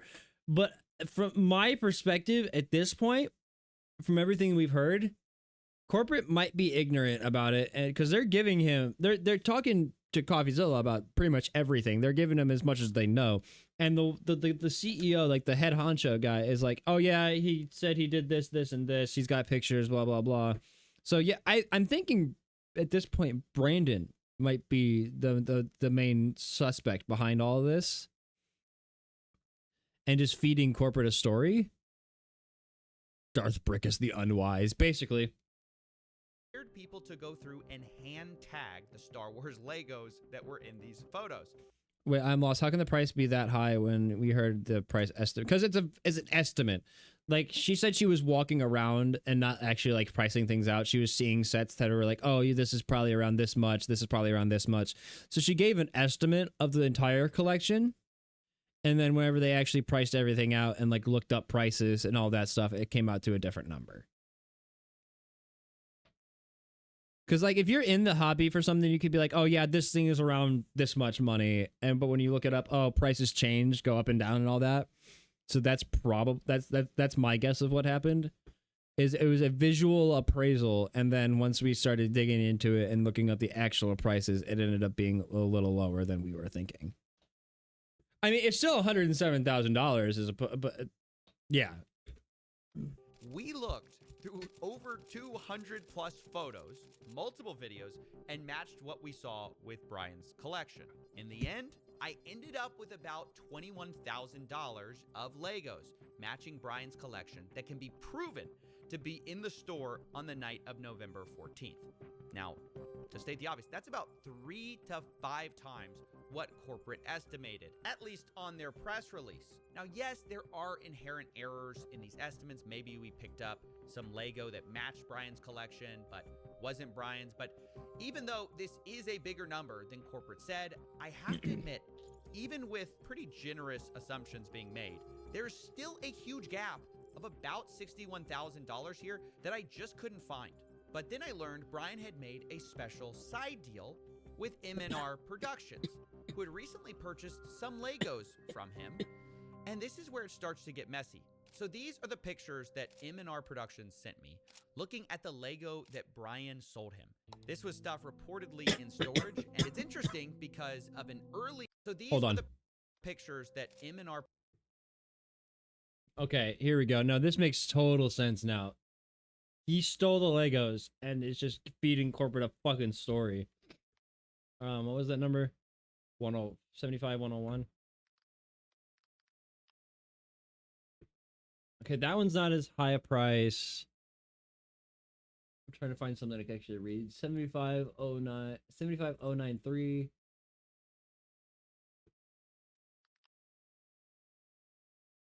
Okay, that's just a little rinky dink, whatever. Okay, that's the final duel inside the Death Star. I can't exactly make that one out. 9493. Is that one that we saw? That's one that we saw. That's one that was in the store right there. Our production sent me looking at 10123. Sorry, I don't mean to keep pausing. I'm just curious.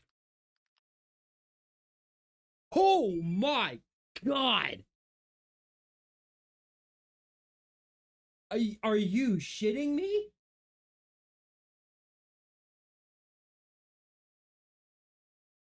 Wait. No. Are you shitting me?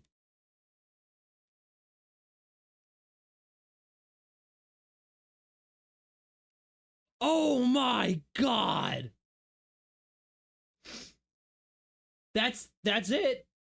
That's a $12,000 set. What?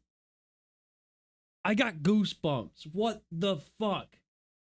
It goes from anywhere from $500 to $12,000. I'm assuming that's on like the plastic wrap being around it, but Jesus Christ. at the Lego that Brian. Jesus. 75 148. Well, I'll go back so we don't miss any of the context when we keep pausing. I'm just very curious about how much all this shit is. Seriously,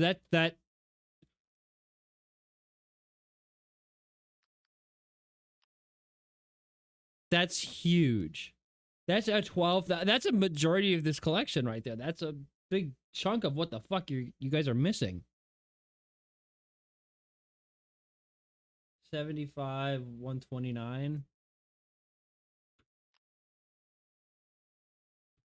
Wookiee gunship plus 130.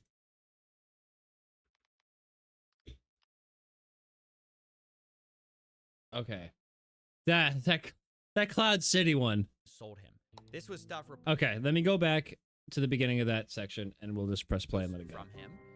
And this is where it starts to get messy. So these oh my god, my heart, dude. I can't. Looking at the that Cloud City set is fucking nuts. Lego that Brian sold him. This was stuff I'm sorry. In storage. And it's interesting because of an early inventory list which had a column called location that Crystal used. And it listed a lot of the Star Wars items as being located in what they called storage. Now, previously, I was told that all of the stuff in storage was put back in the store, but there's a bunch that's on this list that I can't find in the store that seem to appear in these pictures. Now, I've been assured, by the way, that most of these Legos were not part of the inventory spreadsheet. They were never given to Bricks and Minifigs. This is a separate part of the collection, but I did a check, and 100% of the items that match the Brian collection inventory just so happen to be listed with a location of storage. So this starts to make things incredibly fuzzy, and I'm inclined to believe that a lot of these are part of that same inventory list. Now, if we take that value of the side deal, that's about $10,000 to $20,000 that's not actually missing. Now, it was at this point I started looking more at the point of sales records. I realized maybe we could find some of this missing Lego there too.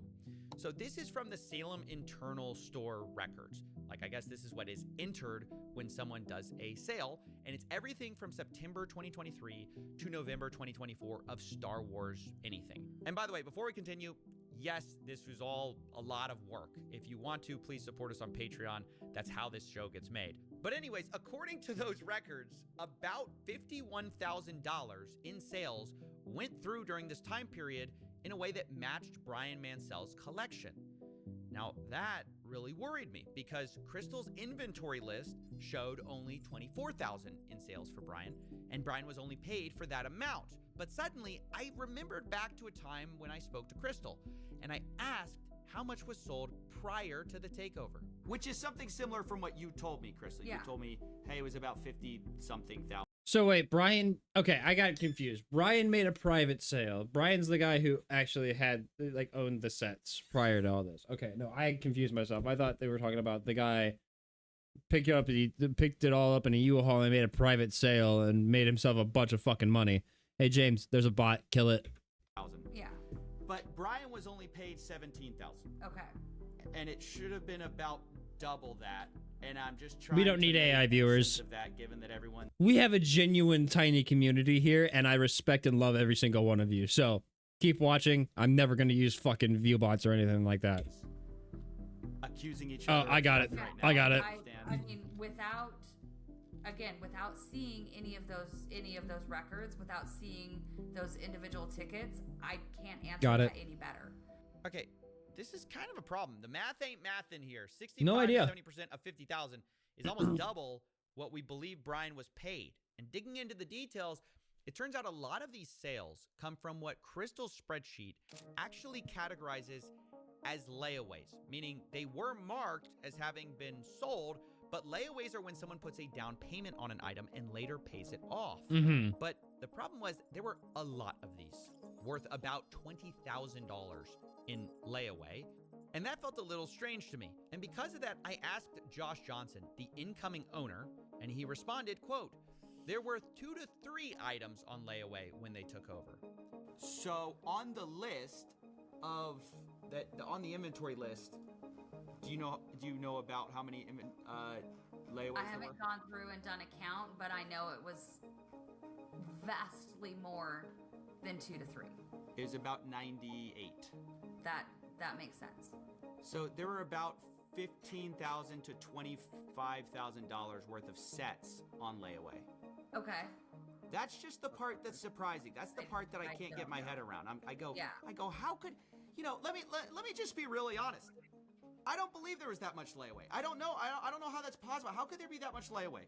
I don't know. It's like I don't believe, because I was talking to some people about bricks and minifigs. They go, yeah, there's some layaway. There's not that much layaway. I talked to people who were neutral, kind of on corporate side, but also people who were just normal bricks and minifigs people. They say there's not that much layaway. Help me understand why there's $20,000 worth of layaway here. Oh yeah, that's absolutely. If you talk to other bricks and minifigs locations, layaway is extremely rare. I think outside of the Brian's collection, Okay, good. I'm not crazy here. So then why was there so much layaway there? No, absolutely not. Outside of Brian's collection, I think at the time we maybe had 2 used sets on layaway outside of his collection. Okay. It was not Outside a of his common collection. thing traditionally. And to be fair, his collection, a lot of the stuff was very high priced, so it going on layaway so that it can eventually make it out of the store does make a little bit of sense to me. I don't know that we'd ever done layaway before the collection came in. With Brian's collection, it was a little bit different because so much of this collection were new in box, all in one place, reasonably priced, and a lot of the harder to find items. And so customers would come in and put, I'm gonna guess probably half of those layaway items were not gonna be sold to the person who took them on layaway. Because we had several that would put them on layaway and then change their mind. So this was something like, somebody would come in and want 10 different sets, but only be able to buy 1. Can I put the rest of those on layaway so you don't sell them? I'll pay $10 to put these sets on layaway. Traditionally with layaway, we would ask for 10% down. They'd have 30 days to make their next payment, or we'd refund the layaway amount and then put it back on the shelf. Because this collection was the collection it was, and I wanted to give these people the opportunity to, to get these sets, we were a lot more generous with See, that's exactly what I said. That makes total sense. people could make towards the layaway. So a lot of these, we had several of them. I think one of the Ewok villages, we put on layaway 4 different times, and then it came off of layaway and back on layaway and then off and then sold. So a lot of these would have gone on and off. Let me just see here real quick.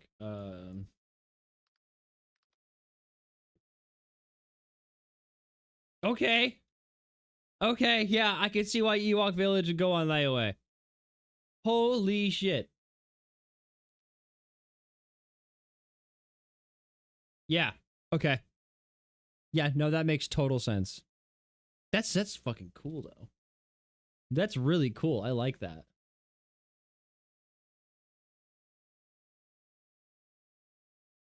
With all the boxes. Like, obviously the box is opened. That's cool. I like that. Of layaway and then back out on the shelf, just depending on the person who was putting it on layaway.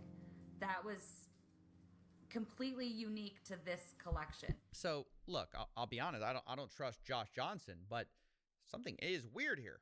So a lot of these are, see, like look at this. Like so, like it says POS final sale price, but it's listed as a layaway. But it's sold for $5.99.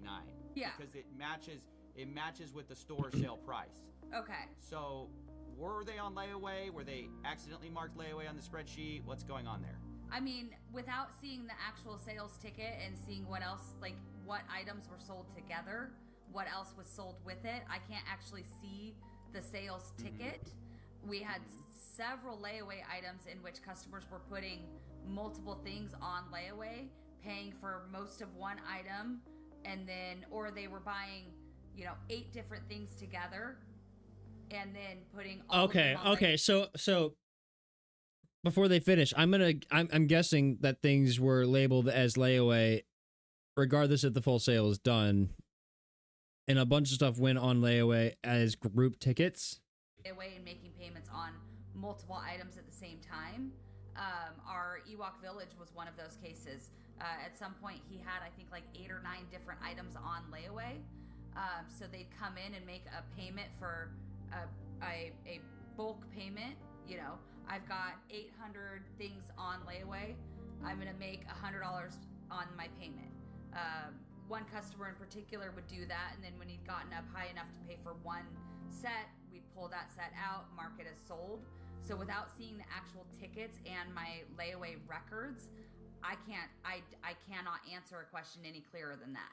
But I even found more than that in this POS data. I also found about $10,000 in sales that match Brian's collection that were not marked as sold under this inventory spreadsheet. Some of our things that were not found were explained by the POS system because they were found in the POS system as being sold. So like they weren't marked on the spreadsheet, but they were marked as sold via the POS system. And this is about $10,000 worth of Lego that basically were matched. Huh. See, and I don't know. Take anything happening from, let's see, sorry, I'm trying to do math here.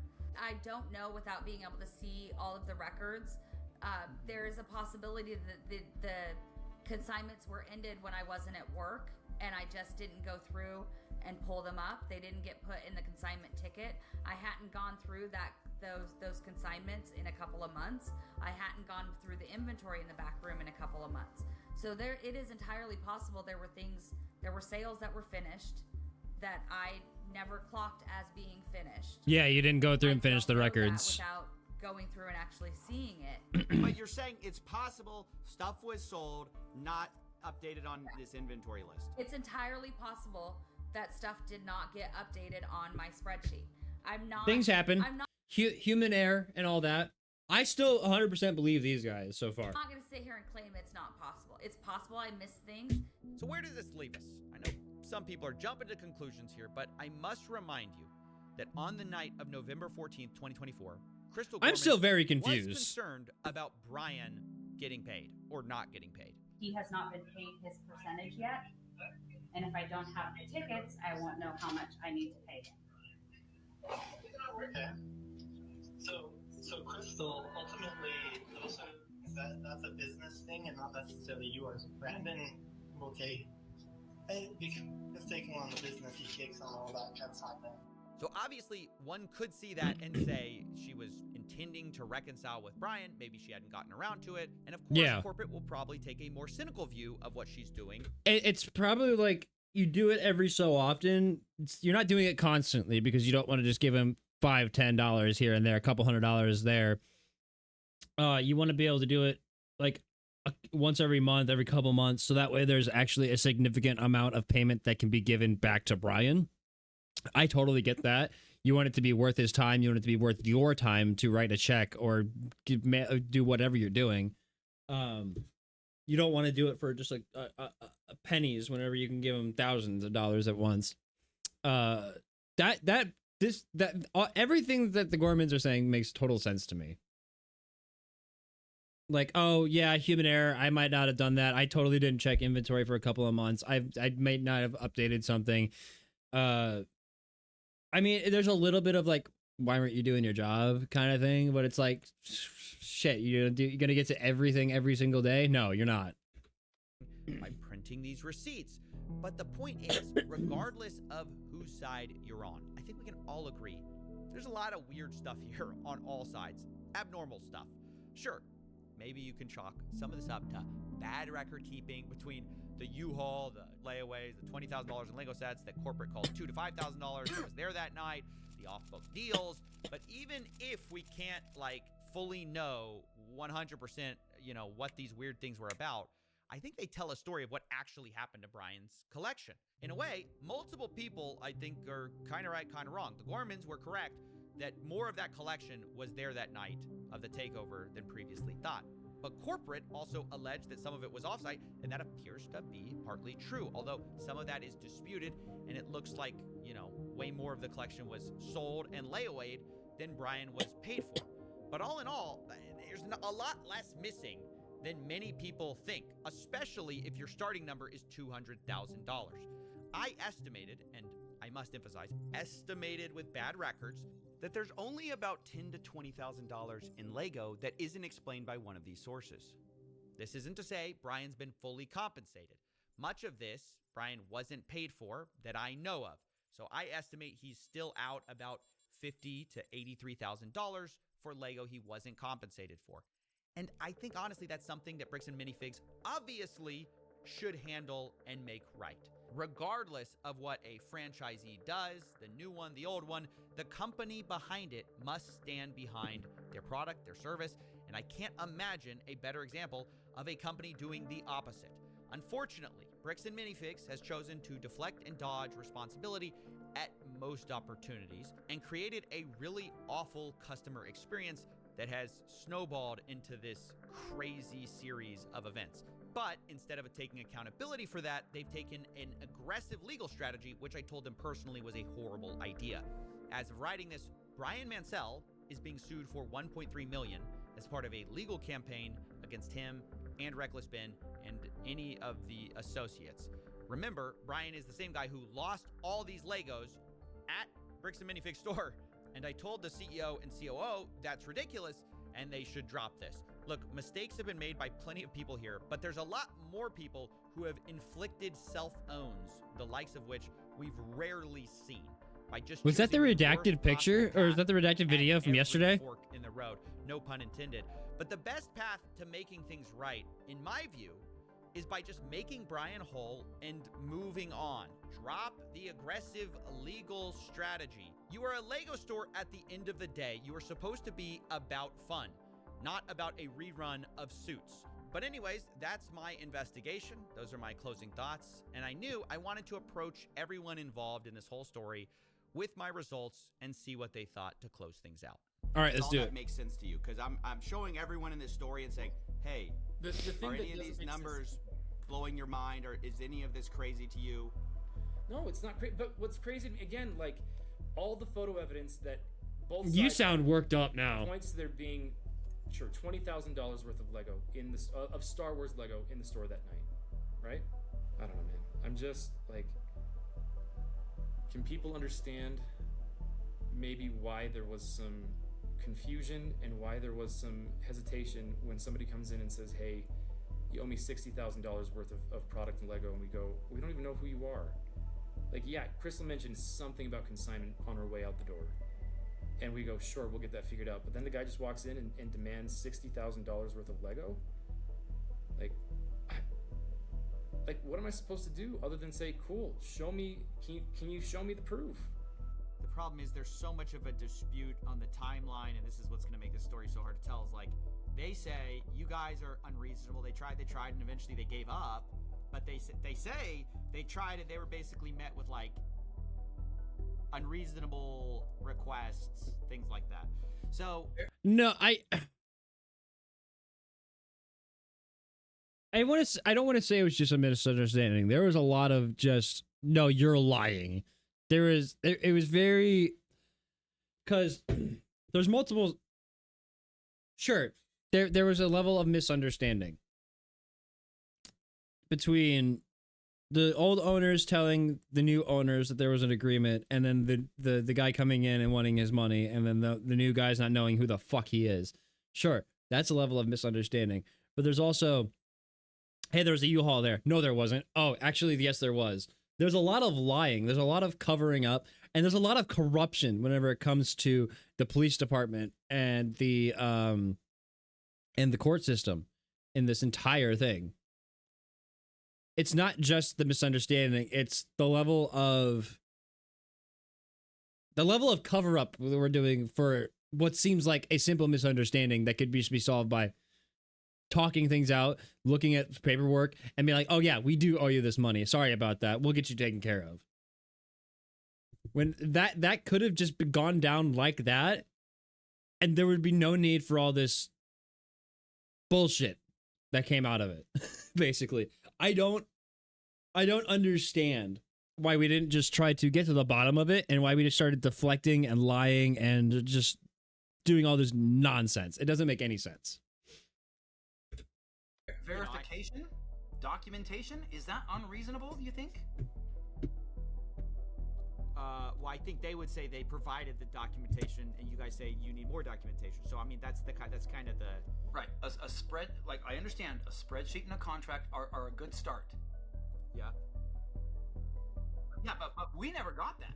That was never sent to us at corporate, by the way. Y'all do have the spreadsheet, though, yeah? Y'all have the spreadsheet. That was shared online, but months after we asked for it. It says it's. I'm so confused. It says I'm on the file right now. It says this guy's an actual villain. Owned by BAM Franchising Inc. Owner Salem.or bricksandminifigs.com. What are you looking at? It says owner Salem.or at bricksandminifigs.com. That's you guys. It says owned by BAM Franchising Inc. It says created September 6th, 2024. And when I look at it, this is the Mansell list, I believe. So this would have been created under so we have the Well, y'all definitely have this. Y'all have access to this. Well, I had no idea. Like, so if this is the first that anybody has shown me that a spreadsheet was created using like Bricks and Minifigs Salem, like, and all of this stuff was archived. This is the first I've seen that this spreadsheet was created by Crystal. And we don't know how accurate it is, how up to date it was. We don't know a lot of those types of things. And understand, I appreciate you sharing this with us because we had no idea. Again, you don't know what you don't know, and you can't, like, we don't know everything, and we don't go. He is way too defensive. That's what bothers me. Looking in every nook and cranny everywhere, like we just don't know some of those things. So if that's there, we can now have our team go look for that. When it comes right down to it, they're going to have to make a judgment call and say, who's telling the truth? The people who were taking all the pictures and say, and we couldn't take pictures of everything the night of, but we're being honest consistently, and the people who are saying, there was $5,000 there. Really? Like, that makes no sense. We've got the evidence, and yes, there's a discrepancy. We acknowledge we did not take pictures of everything, but does that mean that the discrepancy is, oh, and therefore these missing, percentage, whatever that would be, 5%, is some magical other place? Or it was sitting there in the store, and we didn't get pictures of it. If I messed up on my record keeping, I will take accountability for that. It's possible. If my staff didn't draw attention that consignments had left out, so I'd move them to the thing. Any of that, I will take accountability to that. I am more than willing to do that. I need BAM to show me those tickets. As they promised to do. I will sit down with Brian and talk this over and figure out what we missed and where it was missed and how it was missed and make that right with him. I mean, that's new information no one's ever found out, so that's like awesome. They're gonna lose hundreds of millions of dollars because of their own wrongdoing. They're literally gonna destroy their entire company because they're this stubborn over maybe $20,000 worth of Lego. Sure, I'll be keeping you in the loop with what you know. Nice. I'm excited. This was good work. Yeah. My other final thoughts is, dude, you solved it, dude. That's awesome. It's that. It's that. Maybe $20,000. They're gonna lose hundreds of millions of dollars because of their own wrongdoing. They're literally gonna destroy their entire company because they're this stubborn over Stubborn. Stubborn is the word. worth of Lego. Sure, We didn't do anything wrong. loop with what you know. Nice. I'm excited. This was good work. My other final thoughts is, dude, you solved it, dude. That's awesome. Yeah, no, I heard they got fired. Good. Bricks and Minifigs is suing Brian Mansell and Reckless Ben for over $1 million in damages. Doesn't make any fucking sense. Like, sure, we're sitting here slandering you because you're not... there was no transparency. There was no communication. That's what the damages are. The damages are no communication, no backing down, and people trying to show the corruption going on. That's the damages that they're suing for. That's just stupid. Just fucking drop this bullshit. And restraining orders in effect against Reckless Ben to prevent him from speaking out against Bricks and Minifigs. Yes, we knew about that one. The Gormans are suing Bricks and Minifigs. The lawsuit claims Brian's collection had an original aggregate value. Okay, so this is the appraisal thing. You overshot that appraisal. Big time.